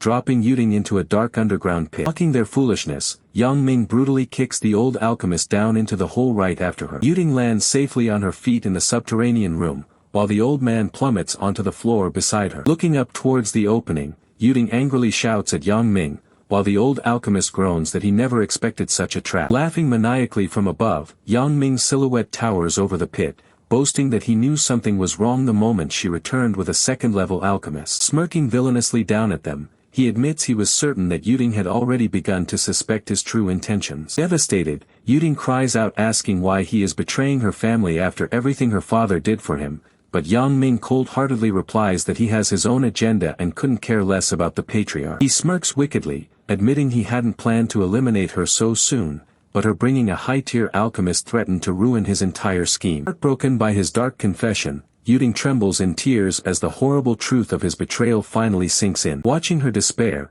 the disguised alchemist inwardly notes that she only has her own naivety to blame, resolving to play along with the drama until the right moment. Putting on a cowardly act, the old man begs Yang Ming for mercy, pleading that his feud is with Yuding alone and asking to be released. Yang Ming laughs mockingly from above, telling the old man to save his breath since his fate was sealed the moment he decided to diagnose the patriarch. Feigning utter confusion, the old man innocently explains that the patriarch is merely suffering from heavy toxin buildup which he can easily cure with his pills, leaving Yang Ming completely stunned. Realizing the old man actually pinpointed the exact cause, Yang Ming grits his teeth in panic, knowing he must accelerate his plans immediately on his own. Cursing furious insults back down into the pit, Yang Ming storms off, vowing to return and slaughter them both as soon as his main objective is complete. As he leaves, Yang Ming strictly commands his guards posted outside to let no one step foot into the area under any circumstances. From inside the trap, the disguised protagonist continues shouting up in his whiny old man voice,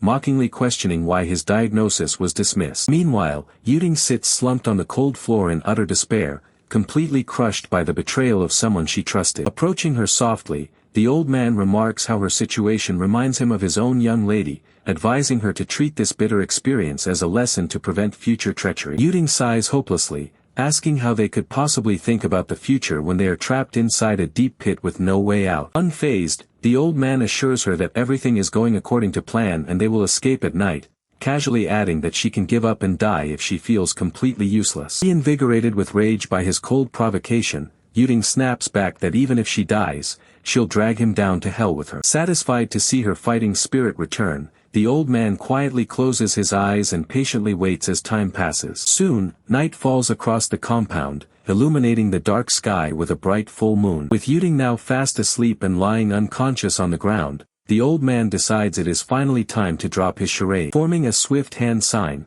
he summons his red fire spirit, which instantly pops out enveloped in crimson flames. He smiles affectionately at his loyal spirit creature, greeting it warmly as it snuggles against his face. The cold, murderous glint flashing in his glowing red eyes, he commands his spirit to show no mercy and eliminate everyone above. Instantly, the small spirit expands into a massive, terrifying fiery beast, ready to execute its master's deadly orders. A brilliant streak of crimson energy shoots straight up out of the deep pit, soaring high into the night sky. Like a deadly whip, the fiery red aura swoops down from above, targeting the unsuspecting guards patrolling the courtyard. Before the guard can react, he yells out in terror, warning his companion that something strange has just burrowed directly into his body. Panic settles in as he desperately screams down into the pit, ordering them to trigger the mechanism and unlock the room to let them out immediately. The second guard stares back in utter disbelief, asking if he really just heard a strange voice echoing directly from inside his comrade's own chest. Before he can even answer, a burst of crimson energy violently erupts from his chest with an agonizing shriek,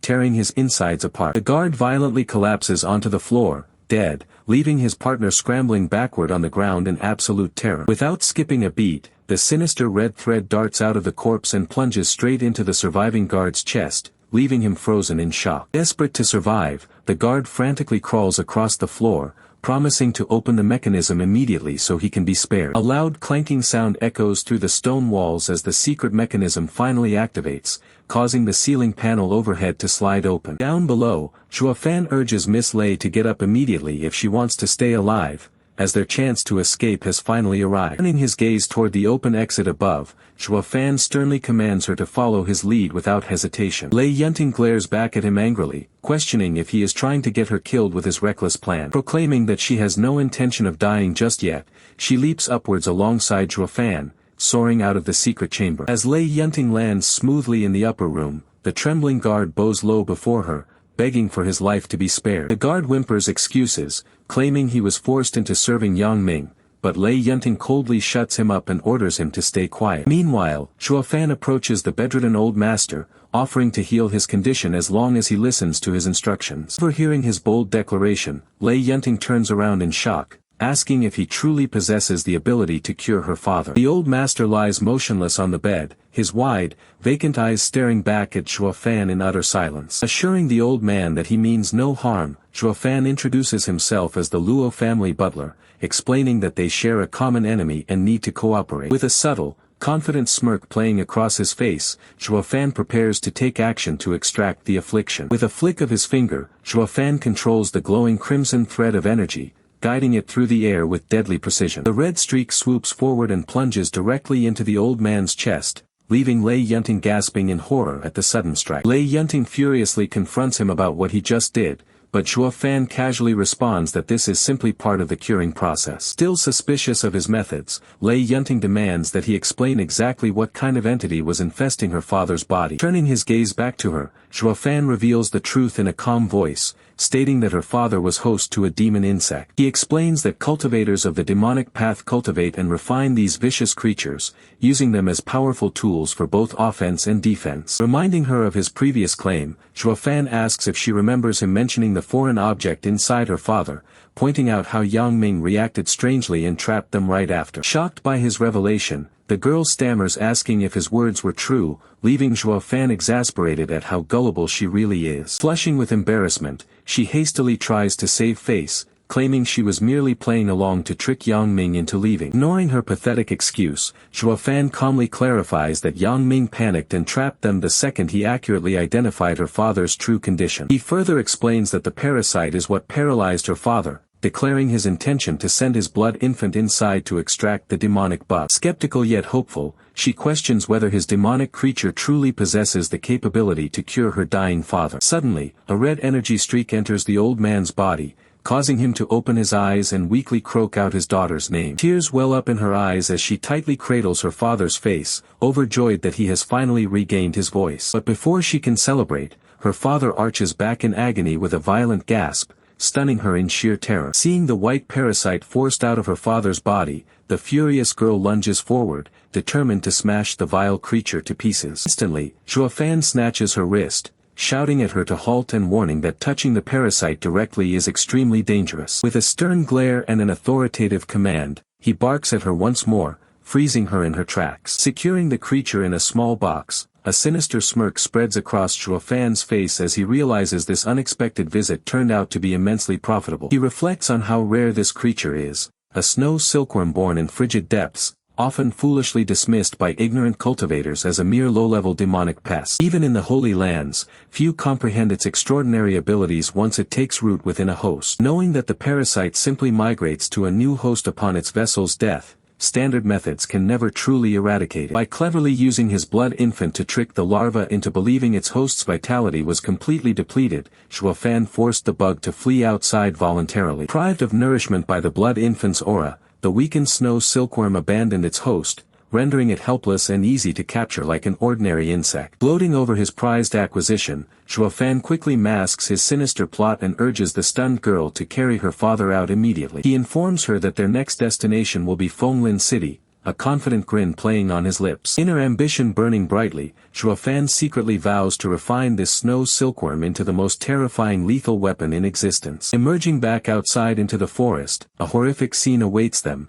Dozens of corpses strewn across the bloodied clearing. Carrying her frail father on her back, the girl halts in shock as she takes in the grim slaughter before them. Horror grips her mind as she realizes hundreds of people who once resided in the camp have all been ruthlessly massacred without a single survivor. Before she can process the tragedy, a sudden, blood-curdling scream echoes through the dense woods, putting them back on high alert. Among the shadow of the trees, they discover a traumatized survivor cowering on the ground, frantically repeating that everyone is dead. Driven completely out of his mind by absolute terror, the man points wildly into the distance and screams that no one was left alive. Hearing the screaming, Zhuo Yifan slowly turns back toward the survivor with an unyielding and cold expression. With a dark smirk playing across his lips and a sinister red light flashing in his eye, Zhuo Yifan mentions that he forgot to tell him something. He steps directly in front of the trembling guard, maintaining a chillingly polite composure. Zhuo Yifan offers a deceptively pleasant smile, thanking the man for allowing them to escape their cell. Before the survivor can even comprehend his words, a lethal red arc of energy slashes directly through his throat. Tingya widens her eyes in utter shock,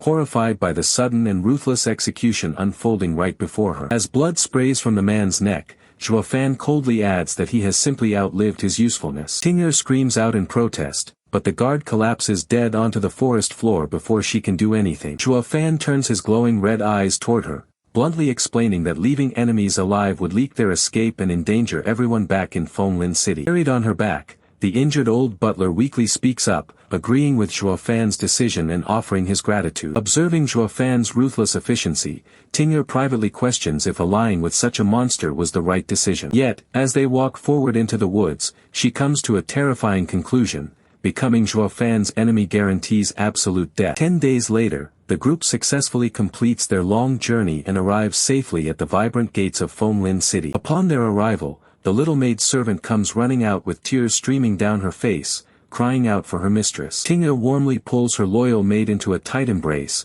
gently asking how she has been treated during their absence. Pumping her fists with passion, the maid happily replies that everyone in the Luo family is wonderful, except for that evil butler Zhuo Yifan. Hearing his name dragged through the dirt, Zhuo Yifan clears his throat directly behind her, sternly warning her not to gossip about others. Young Luo Yunhai immediately jumps in with a mischievous smirk, teasingly warning the maid that brother Zhuo loves to spank those who offend him. Terrified by the warning, the maid quickly ducks behind her mistress, leaving Zhuo Yifan exasperated by the boy's outrageous claim. Luo Yunchang covers her mouth to stifle her giggles, enjoying the rare sight of their formidable butler looking so thoroughly annoyed. Meanwhile, the old butler stares intently at Luo Yunchang, his eyes widening in complete shock as he utters a familiar name. Trembling with emotional turmoil, the old man stammers out the name Yunchang, leaving Tingya utterly bewildered by her father's reaction. Looking at the two young siblings, the old man breaks into tears of relief, praising the gods that his old friend Jinnan's children are safe and healthy. Looking at the weeping elder, the young boy admits that he has no idea who the old man actually is. He then turns to the blonde girl and reveals that this old man is actually the master of Black Wind's Mountain and the leader of the bandits who attacked Guiyunzwang,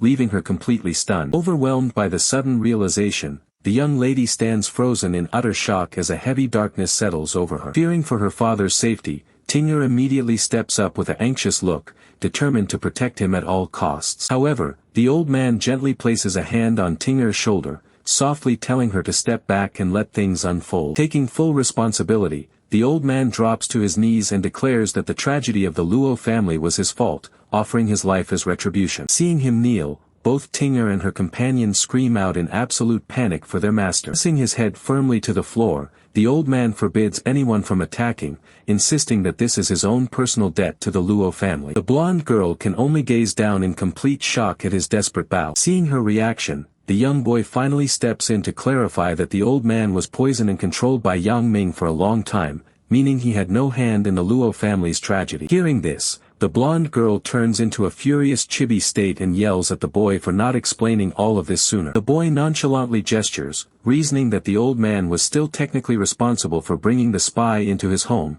so she can still blame or execute him if she wants. The young lady glares at him in absolute disbelief, questioning what kind of twisted logic he is using. Setting her anger aside, she rushes forward to help the old man up, gently assuring him that as a fellow victim, he cannot be held responsible. Trembling with guilt, the old man laments that even though he and Luo Zhenan were dear friends, his own carelessness led to Jinnan's death. Curious, the blonde girl asks why her father had never once brought up the old man's name to her. The old man solemnly explains that Luo Jinnan hailed from a prestigious family while he was merely a mountain bandit, making it difficult to openly speak of their bond. He continues that despite swearing brotherhood upon their first meeting, they agreed to keep their relationship a secret to preserve the Luo family's reputation. He then mentions an ancestral rule of the Lei family forbidding them from ever opposing the Luo or Kai families, prompting the young boy to curiously ask why. Young boy chimes in, recalling that his own father once told him that their destiny was tied to the Lei and Kai families through life and death. Connecting the dots, the blonde girl turns to the young boy, questioning why her father kept these ancient family ties hidden from her as well. With a smug laugh, the young boy replies that his father considered it a secret between men, infuriating the young lady even further. The boy thoughtfully turns back to the elder, wondering if this ancestral tradition has been passed down for generations. Sighing heavily, the old man confirms the legacy, leading the young boy to ask if the Lei family possessed a special martial arts technique passed down from their forefathers. With a grim expression, the old man reveals that he gave their low-level Lingjia martial arts manual to Tinger since he had no heir, but it was unfortunately stolen by the traitorous Yang Ming. Connecting the dots, he realizes that the enemies are specifically searching for the stolen martial arts manual. Without wasting another second, he turns on his heel and prepares to take immediate action. Looking back over his shoulder, he strictly instructs the group to stay put and await his return. The rest of the group can only watch in utter bewilderment as he suddenly departs. Arriving outside Qianlong Pavilion, he wastes no time and loudly shouts out for Brother Zhuo. Two pavilion disciples stand guard in the courtyard, blocking his path as he approaches. Ignoring their presence, he raises his hand and calls out for Brother Zhuo once again. Annoyed by his boldness, the female disciple angrily barks at him to shut up and leave immediately. Unfazed, he calmly tells them he isn't here as a casual guest and demands they step aside. He tries to push right past the two disciples without giving them a second glance. Outraged by his disrespect, both disciples scold him, warning that Qianlong Pavilion won't tolerate his arrogance. Smirking at her outburst, he playfully asks if she has any idea where he has been the past few days. He mocks him right back, snidely accusing him of spending his time at a brothel with two women. Chuckling at her petty insult, he warns them that they are far too relaxed given the danger looming over them. He casually drops the bombshell that Yuming Valley is preparing a full-scale attack on Qianlong Pavilion. Refusing to believe him, the disciple angrily snaps back, claiming it's impossible for him to track Yuming Valley. Seeing their stubborn denial, he simply closes his eyes and shrugs his shoulders in complete indifference. Turning away,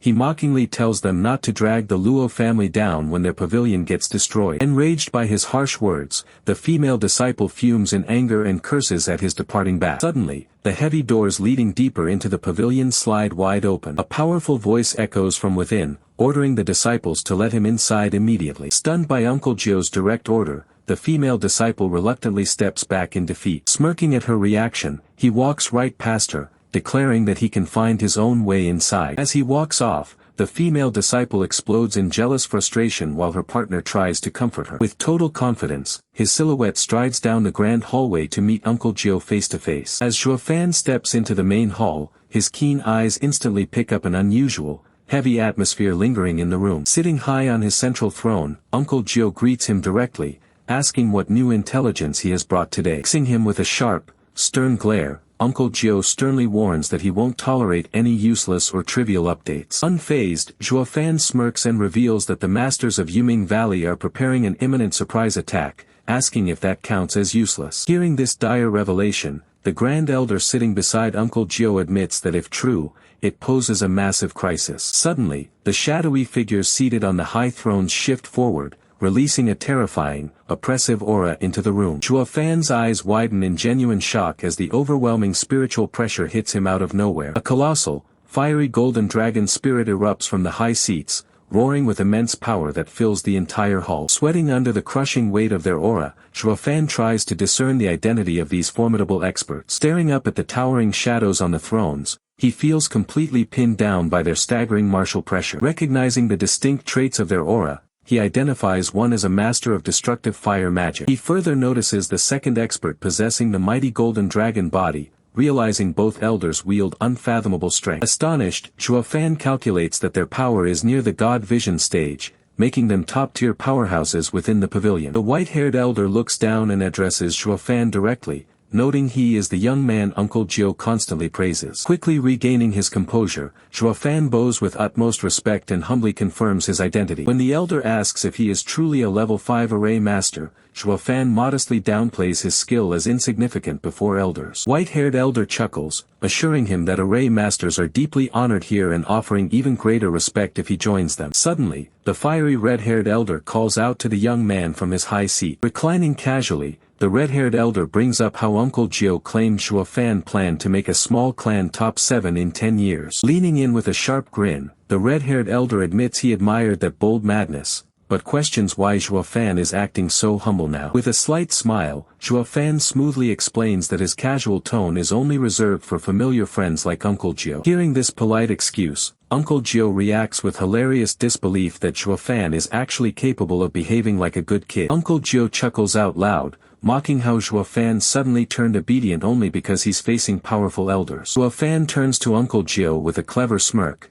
explaining he only acts wild around people smart enough to understand him. He casually adds that acting recklessly before unknown powerhouses isn't confidence, but pure, suicidal foolishness. The elders internally digest Zhuo Fan's sharp logic, realizing that despite his arrogant facade, he possesses rare insight capable of flustering even seasoned cultivators. The red-haired elder bursts into boisterous laughter, thoroughly entertained by Zhuo Fan's sharp tongue and bold attitude. The white-haired elder admits with a smirk that had he known Zhuo Fan was this impressive, he would have personally greeted him at the gates of Qianlong Pavilion. Internally, Zhuo Fan smirks, arrogantly musing that as the former demon magic emperor, losing to these mortals is impossible, and he is merely humoring them for now. Shifting back to business, the white-haired elder curiously inquires how Zhuo Fan managed to discover that Yuming Valley was planning an imminent assault. Uncle Zhuo's face darkens, his scarred eye gleaming with intense gravity as the grave threat of Yuming Valley hangs over the room. Zhuo Fan explains that over 2 weeks ago,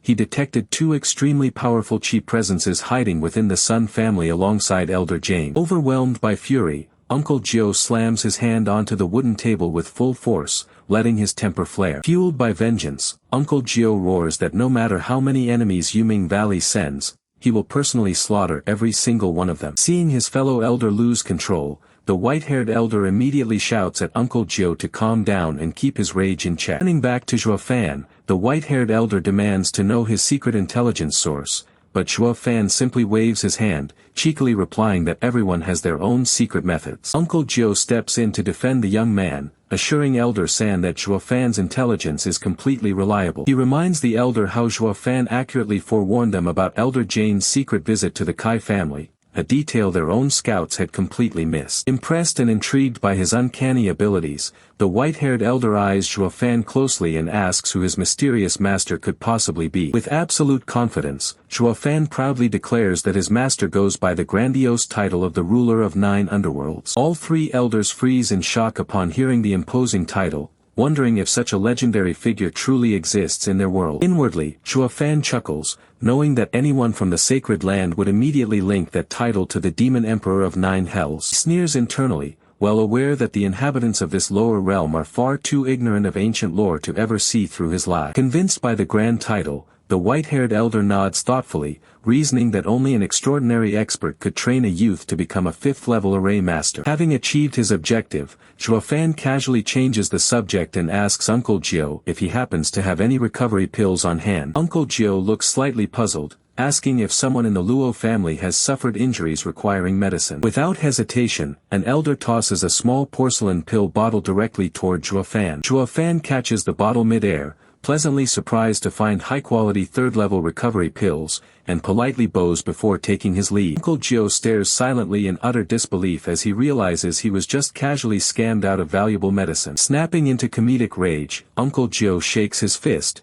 threatening to kill Zhuo Fan if he ever interrupts their serious meeting for such a trivial favor again. Turning back with a smirk, Zhuo Fan casually reveals his real piece of news, warning them that Yuming Valley plans to launch an attack in just 2 or 3 days. With an energetic shout, he advises them to prepare themselves properly before taking his leave. Inside the hall, the Grand Elder comments to his brothers that the young man is exceptionally sharp, speaking directly to what everyone is silently contemplating. Stroking his beard, he notes that despite his young age, Zhuo Fan possesses extraordinary skill, convincing him that his master must be one of the most powerful figures on the continent. Hearing this high praise, Uncle Zhuo and the fifth elder exchange stunned and solemn looks. Narrowing his eyes with resolve, the Grand Elder declares that Qianlong Pavilion must build a strong relationship with Zhuo Yifan at all costs. Meanwhile, Zhuo Yifan hands a small medicine bottle to the old bandit leader, telling him the pill inside will quickly restore his strength. Lei Yuding curiously asks what it is, only for Zhuo Yifan to casually explain that it is a high-grade third-level recovery pill. Hearing that, Lei Yuding gasps in utter shock, completely unable to believe her ears. She mentally calculates that a third-level pill costs well over 100,000 spiritual stones, while their entire mountain gang doesn't even make 1,000 a year. Dumbfounded, she wonders how the Luo clan can just hand out such fortunes so casually and whether they are secretly loaded. Noticing her shock, Luo Yunshang gently holds her hands and reassures her, mentioning that Qianlong Pavilion owes them 10 million spiritual stones anyway, so she should accept it as a gift. Metaphorical bolt of lightning strikes Lei Yuding as the sheer magnitude of that astronomical figure sinks in. She realizes why a major power like Qianlong Pavilion is so determined to protect the Luo family, given how massive their debt is. She then sweats nervously, wondering how they accumulated so much wealth in Guiyun Manor when her bandit crew had previously raided them. Watching their reaction with a bored expression, Zhuo Yifan dryly thinks to himself that all women react the exact same way when it comes to money. Elsewhere in the Sun family's estate, Yuming sits surrounded by sinister, shadowy spectral figures radiating dark energy. An undercover spy bows respectfully, greeting the 8th Elder of Yuming Valley. 8th Elder acknowledges his effort, praising him for successfully remaining undercover on Black Wind Mountain for 10 whole years. He remarks that this task is relatively minor, suggesting he could have simply left the execution to the young girl. The spy smugly replies that a minor hiccup arose, but boasts that he has already taken care of it himself. Before he can even finish speaking, a razor-sharp wave of energy suddenly slices through the air, grazing his cheek. As blood trickles from his face, the 8th Elder fiercely reminds him that the Dark Moon project took 10 years of meticulous planning, and any blunder will not be tolerated. With glowing purple eyes and a terrifying glare, he threatens to inflict a fate far worse than death if the spy ruins their master plan. Trembling in fear, the spy bows deeply and obeys, as the 8th Elder orders him to back off and prepare for the grand assault in 3 days. Sweat dripping down his face and blood on his cheek, the terrified spy yells out in absolute submission. The 8th Elder coldly commands that no member of the Luo family be allowed to survive the upcoming slaughter, emphasizing one target above all. With venomous hatred dripping from his lips, he singles out Zhuo Yifan as the primary target who must die. He declares that anyone involved in the death of Yuming Valley's disciples, including Qianlong Pavilion, must be completely wiped from the earth. Smirking with newfound malice, the spy eagerly accepts his instructions to ensure total destruction. Meanwhile, atop the roof, Zhuo Yifan sits in deep meditation as fiery crimson energy surges wildly around his body. Opening his eyes, he laments that his cultivation has halted at the 4th layer of the Qi-gathering realm, just short of a breakthrough. Realizing it is too risky to unleash the blood baby now, he decides to remain patient and let the opposing factions clash first. Suddenly, his eyes widen in shock as a monstrous and overwhelming aura erupts nearby. Sensing the location, Zhuo Yifan glances up to see a powerful expert hovering directly above them. Recognizing Longjio, Zhuo Yifan notes with alarm that high-level Tianxian stage experts are arriving on the scene. Observing Longjio's situation, Zhuo Yifan realizes Qianlong Pavilion is now fully committed to a war to the death against Yuming Valley. Devious smile creeps onto Zhuo Yifan face as he realizes this chaotic war will ensure the Luo family's total safety. Luo Yunchang rushes out in confusion, calling out to ask Zhuo Yifan what is happening. Zhuo Yifan harshly yells at her and the guard to retreat back inside before they get caught in the crossfire. Though hesitant, she earnestly warns Zhuo Yifan to be careful before retreating. Zhuo Yifan instantly snaps his attention back to the sky as a terrifying surge of energy ignites above. A massive cloud of blood-red mist shoots violently across the sky toward Longjio. From inside the crimson mist, the 8th Elder of Yuming Valley emerges, his eyes glowing with sinister purple energy. Clad in dark robes and enveloped by a bloody aura, he floats imposingly in midair. Longjio glares furiously at his rival, roaring at him for daring to stir up trouble on Qianlong Pavilion territory. Hovering above, the 8th Elder accuses Qianlong Pavilion of murdering a disciple from Yuming Valley. He screams in outrage, demanding bloody retribution under the guise of seeking justice. Longjio flies into a rage, mocking the idea of justice from Yuming Valley and bringing up the trap that cost him his legendary eye. Hearing those words, Zhuo Yifan is instantly caught off guard, his interest piqued by the mention of the golden-purple lightning eyes. Zhuo Yifan recalls the legend that the golden-purple lightning eye originally belonged to one of the 3 strongest ancient emperors. It was rumored that a single glance from this divine eye could bring instant death, making it a legendary treasure far beyond what a normal cultivator should ever possess. Realizing why Long Zhou's hatred runs so deep, Zhuo Yifan smirks, instantly plotting a way to seize this godly eye for himself. Elder Jian bursts into mocking laughter, reminding Long Zhou that his downfall was entirely his own fault despite once being the pride of the Qianlong Pavilion. He continues to jeer at Long Zhou, calling his fall from grace pathetic and laughing at how he has been reduced to nothing. Driven by pure rage, Long Zhou unleashes a massive fiery dragon spirit, roaring that he will kill Jian to settle their blood feud. Unfazed, Jian prepares his defense, manifesting dark, shadowy energy chains to intercept the fiery assault. The sinister glare, Jian hurls the dark chains forward to bind his opponent's powerful dragon technique. As the chains constrict the fiery dragon, Jian mocks that without his legendary eye, Long Zhou is nothing more than a helpless worm. Refusing to back down, Long Zhou dives in directly, clashing his dragon claw strike straight into Jian's guard. Jian questions if such a basic frontal attack could ever hope to kill him, only for Long Zhou to grin,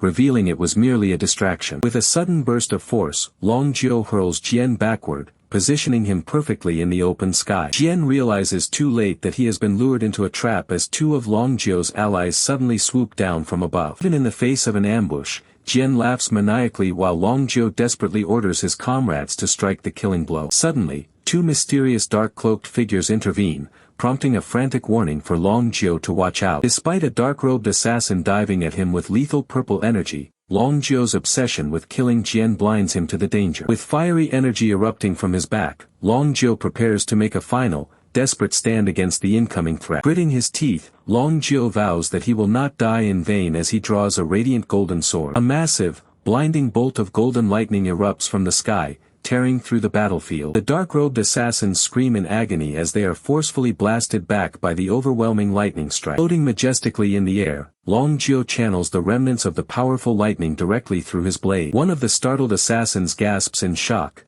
instantly recognizing the weapon as a 3rd-level spirit treasure known as the Dragon Sword. Surrounded by crackling electric currents, Long Zhou calls out to his brothers, San and Wu, to seize the moment. With his scarred eye socket exposed, Long Zhou demands that they make absolutely sure Jian does not leave this place alive. His white-haired ally eagerly charges forward, promising to finish the job while Jian watches on in absolute horror. Suddenly, a blinding flash of purple energy erupts, cutting through the battlefield with explosive force. The devastating impact sends the white-haired elder flying back as he violently coughs up a spray of blood. Seeing his comrade wounded, the red-haired ally screams out in panic for Brother San, while the others watch the sky in utter shock. A sinister laugh echoes through the air as a shadowy figure enveloped in dark purple flames mockingly admits that the attack was a close call. Enveloped in a menacing purple aura, Elder Jane reveals himself, surprised that the Qianlong Pavilion deployed both elders Wu and San. He mockingly acknowledges their legendary titles as the Golden Dragon and the Fire Dragon,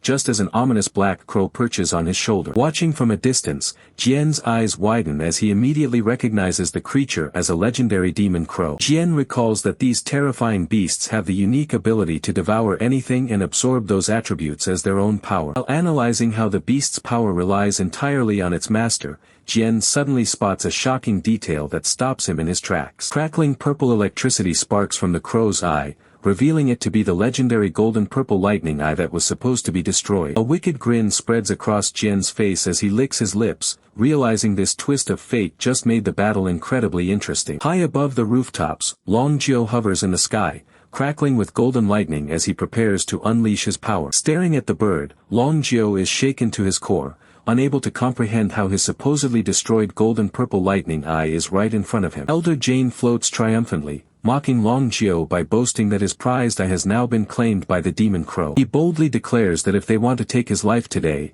they will first have to overcome the godlike power of this stolen eye. With a sharp screech, the demon crow dives down like a dark comet, targeting the white-haired elder below. Sensing the immense danger, the white-haired elder screams a desperate warning for Brother Zhou to be careful. Long Zhou braces himself, crossing his arms to form a defensive barrier against the incoming assault. The crow crashes directly into his defense, triggering a violent explosion of purple and fiery energy that shakes the area. The sheer force of the blast breaks through, sending Long Jiu crashing backward as blood splatters from his mouth. Angered by their leader's injury, the remaining elders rally together, charging forward to eliminate the threat once and for all. They realize that if they can slay Elder Jane first, the deadly crow will lose its power, while Jane calmly prepares his next spell. Before they can even reach him, the demon crow's eye flashes with a blinding surge of purple lightning. Two colossal beams of destructive energy erupt from the crow, locking onto the charging elders. The overwhelming purple blast completely engulfs the elders, halting their desperate charge in an instant. Observing the overwhelming force of the attack, the elders of Qianlong Pavilion stand rooted in place, grimly assessing the sudden shift in battle. Watching from afar, Zhuo Yifan realizes with growing concern that the power of the golden purple lightning eye is potent enough to easily overpower 3 Tianxian masters simultaneously. Desperately searching for a way out, he knows that if the elders fall, both Qianlong Pavilion and the Luo family will be completely wiped out. Refusing to let everything end here, Zhuo Yifan raises his hand and calls forth his hidden trump card. Responding to his call, the radiant red spirit essence materializes above him, radiating intense, fiery energy. Eager for a wild gamble, the fiery spirit zooms straight into the fray, ready to swing the tides of battle. Meanwhile, perched atop the enemy elder's shoulder, the sinister crow cackles wildly, relishing the terrifying strength granted by the divine eye. Emboldened by its overwhelming power, the enemy elder arrogantly boasts that he can easily take down all 3 elders at once. He taunts them mercilessly, questioning if they truly believe they ever stood a chance against such power. Infuriated by the enemy's utter insolence, the 3rd elder of Qianlong Pavilion snaps, his eyes ablaze with murderous rage. He sternly orders his fellow elders to stand back, taking it upon himself to crush the enemy alone. Glaring at his opponents with pure fury, he vows to claim all 3 of their heads right then and there. Channeling every ounce of his inner power, his gaze turns sharp as steel, determined to prove why he holds his legendary title. With a fierce roar, he activates his high-level martial skill, unleashing a majestic, roaring golden dragon behind him. Sensing the terrifying pressure radiating from the dragon, the enemy elder grits his teeth, caught off guard by its sheer intensity. Unwilling to back down, the enemy commands the demon crow to plunge straight toward the golden construct. High in the sky, the massive golden dragon and the shadowy demon crow collide head-on in a clash of monstrous power. To the enemy elder's shock, the 3rd elder's martial technique manages to hold its ground against the demon crow, proving his formidable skill. Realizing the danger, the enemy elder panics and commands his allies to join forces and strike together immediately. Working in unison, the 3 enemies summon a massive sealing array, sending glowing red chains shooting across the sky. The dark chains wrap tightly around the golden dragon, entangling its massive jaws and binding its fiery power. The enemy elder sneers as the dragon is immobilized, acknowledging that while the 3rd elder is undeniably strong, their joint seal will bring his end. Despite being snared, the 3rd elder refuses to yield, while the enemy elder gloats about utilizing the divine eye to seal their victory. Screaming with newfound malicious energy, the demon crow gathers a lethal surge of purple lightning to deliver a decisive blow. Watching their brother get trapped in a fatal position, the remaining elders cry out in horror as disaster looms over the battle. Cackling with absolute madness, the elder declares that he will send his opponent straight to hell. Unfazed by the threat, our protagonist smirks, warning the old man that he's courting death, and vows that Qianlong Pavilion will not lose this battle. Instantly, a small red demonic spirit is unleashed, darting through the air with incredible speed right past the startled onlookers. Before the elder can react, the red entity strikes him from behind,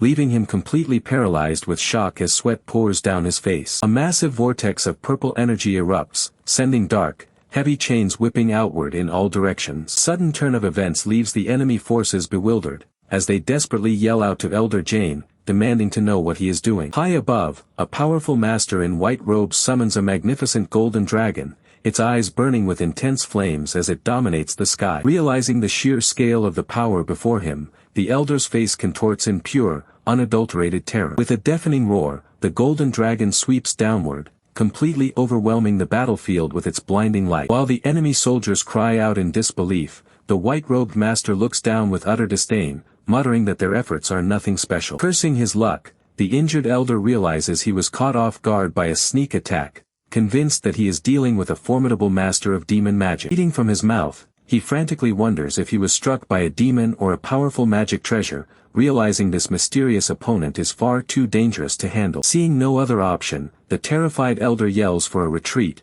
fleeing the scene alongside his remaining men as fast as they can. Refusing to let them escape so easily, the allies immediately order a pursuit to finish off the fleeing enemies. Our protagonist decides to step back, choosing to let the two factions settle their deep-seated grudge themselves since his work here is done. However, his mind is already on a greater prize, the legendary Eye of God, a rare golden-purple lightning eye that has fully captured the Emperor's attention. A scheming grin spreads across his face as he contemplates his next move to acquire this ultimate power. Declaring that the warm-up is officially over, he readies his energy to welcome the VIP guests who are about to arrive. Underneath the starry night sky, a quiet tension settles over the roof of the pavilion as new shadows begin to move. Suddenly, a group of masked assassins leaps from the darkness with swords drawn, launching a coordinated ambush on the pavilion's defenders. Diving straight into the fray, a long-haired swordsman clashes blades with an assassin, sparks flying as their weapons lock. Standing over the fallen foe, the swordsman warns Yuming Valley that they will pay a heavy price for daring to oppose the Qianlong Pavilion. With a rallying cry to kill them all, the heavily armored reinforcements charge forward, clashing fiercely with the invading assassins. A streak of golden energy rains down from above, triggering a massive explosion that scatters the enemy forces in a burst of fire. As the panicked assassins demand to know who has arrived, a powerful female warrior steps forward with flames dancing in her hand, urging her allies to wipe out the remaining intruders. Realizing they've fallen into a trap, the panicked assassins scream that it's an ambush and desperately call for an immediate retreat. But the defenders are already on them, with their leader commanding the heavily armored guards to capture the fleeing intruders and ensure none of them escape. Looking down at the bloody aftermath of the failed raid, Zhuo Yifan smirks from the rooftop, mockingly asking if this pathetic attempt was how they planned to catch a tiger in its own forest. He ponders the sheer arrogance of Yuming Valley, noting how they even manipulated the Lei family to destroy the Luos, though their ultimate motive remains a mystery to him. Suddenly, a sinister, blue-haired leader steps forward with a confident sneer, flanked by his dangerous-looking subordinates. With absolute arrogance, the leader unleashes a fierce, sweeping kick to assert his dominance. The leader demands they hand over the Huilongzhang or watch the Luo family perish, but Zhuo Yifan's cold voice commands them all to freeze right where they are. The swift, crimson trail descent, Zhuo Yifan leaps from the roof and lands directly in front of the intruders. Blocking their path, he coldly warns them that they cannot take another step forward unless they want to die. When the leader asks if he belongs to the Luo family, Zhuo Yifan proudly introduces himself as the family's butler. The leader's eyes widen in realization as he recognizes the infamous name of Zhuo Yifan. Regaining his composure, the leader sneers, noting that while he hadn't gone looking for the butler yet, it is highly convenient that his target delivered himself right to them. Ordering his men to take Zhuo Yifan's head for a massive reward, one of the eager subordinates lunges forward with a deadly strike. As the massive fist approaches his face, Zhuo Yifan merely smiles, unimpressed by the attacker's pathetic level of power. Mocking their foolishness, Zhuo Yifan activates his demonic art, clamping his hand onto the attacker's face as dark, bloody tendrils erupt. Hearing his subordinates' agonizing screams, the leader watches in absolute horror, realizing they are dealing with a terrifying demon cultivator. Shaken to his core, the leader demands to know his true identity, insisting that the Luo family could never possess a monster of this caliber. Zhuo Yifan brings up past events, reminding the leader of an old man's lies and asking if he has already forgotten. The pieces finally click together for the leader, who angrily demands to know where the other two accomplices are hiding. Calling him an absolute idiot, Zhuo Yifan retorts that since he is standing right here, those other two are obviously nearby as well. Clenching his fist in bitter frustration, the leader growls that his greatest regret is not slaughtering them when he had the chance. Zhuo Yifan thoroughly breaks down the leader's past caution, explaining that he hid in Black Wind's mountain and spared them only because he needed to locate Xiao Chui to frame him for his master's murder. As a suffocating pressure fills the air, the leader shivers in terror, realizing that the aura radiating from this butler is far more dangerous than anyone from Yuming Valley. Desperate and confused as to how such a monster could be allied with the Luos, the leader channels purple lightning into his fist for a final strike. Zhuo Yifan mocks him for being so terrified that he's resorting to his full strength immediately, but the leader madly laughs back, boasting that his power exceeds Yuquan and that he cannot be defeated. As the leader lunges forward with his final strike, he is instantly repelled by a blinding golden barrier, completely unable to penetrate Zhuo Yifan's defense. Crashing hard onto the ground, the leader coughs up blood, completely bewildered and demanding to know what kind of monstrous power he just ran into. Zhuo Yifan looks down on him with absolute disdain, mockingly agreeing that while he might be stronger than Yuquan, he's still nothing but trash in his eyes. With a chilling smile, Zhuo Yifan coldly adds that there is only one fate awaiting trash of his caliber, and that is death. Zhuo Yifan declares as he summons a colossal, roaring golden dragon spirit that towers over the entire battlefield. The majestic beast lets out a deafening roar, leaving the enemy leader completely paralyzed with sheer terror. Just as Zhuo Fan is about to finish him off, a woman rushes into the fray, desperately screaming for him to stop. Before the dragon can strike, a barrage of dark red spiritual chains shoots out, wrapping tightly around the golden beast. Sensing a powerful new presence, Zhuo Fan narrows his eyes, wondering who could possibly possess the strength to bind his dragon. The girl angrily demands to know why he didn't listen to her, but Zhuo Fan coldly retorts that anyone who attacks him is an enemy, so he has no reason to obey her. Suddenly, a creepy laugh echoes through the air as a powerful elder descends from a swirling vortex of dark energy. The newly arrived elder, Yun, commands the injured Yuming to step back and leave the rest to him. Refusing to back down, Yuming fanatically screams that he must personally slay Zhuo Fan to avenge his fallen junior, Yu Quan. But before he can even finish his sentence, he is violently struck across the face,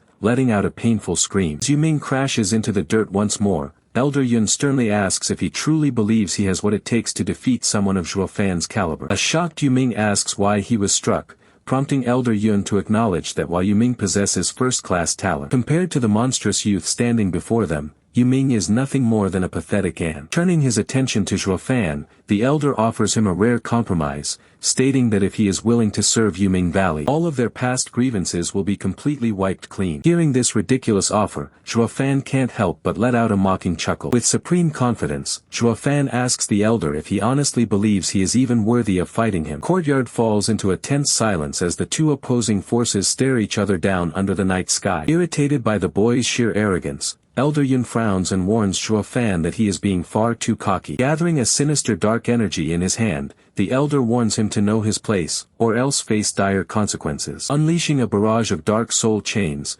Elder Yun threatens that Zhuo Fan will end up just like all the other fools who dared to cross him. As the dark soul chains violently tear through the area, the purple-haired girl is left completely shocked, unable to believe her eyes, while Zhuo Fan stands calmly behind her. Unfazed by the display of power, Zhuo Fan smugly questions how the elder could so casually slaughter his own allies from the Black Winds Mountain. Elder Yun explains that since their secrets were exposed, it was better to eliminate their allies to destroy any potential evidence, prompting Zhuo Fan to ask who this mysterious they refers to. The sharp glare, the elder tries to recruit him, promising that all his questions will be answered if he simply decides to join their side. Instead of being intimidated or tempted, Zhuo Fan bursts into a fit of mocking, hysterical laughter that echoes throughout the courtyard. Pointing a mocking finger, Zhuo Fan declares that Yuming Valley is nothing more than a pathetic ant in his eyes, just like the ally the elder just discarded. Enraged by the blatant disrespect, the elder asks if the boy has no fear of death, only for Zhuo Fan to cockily ask if the old man even has the capability to kill him. Screaming in fury,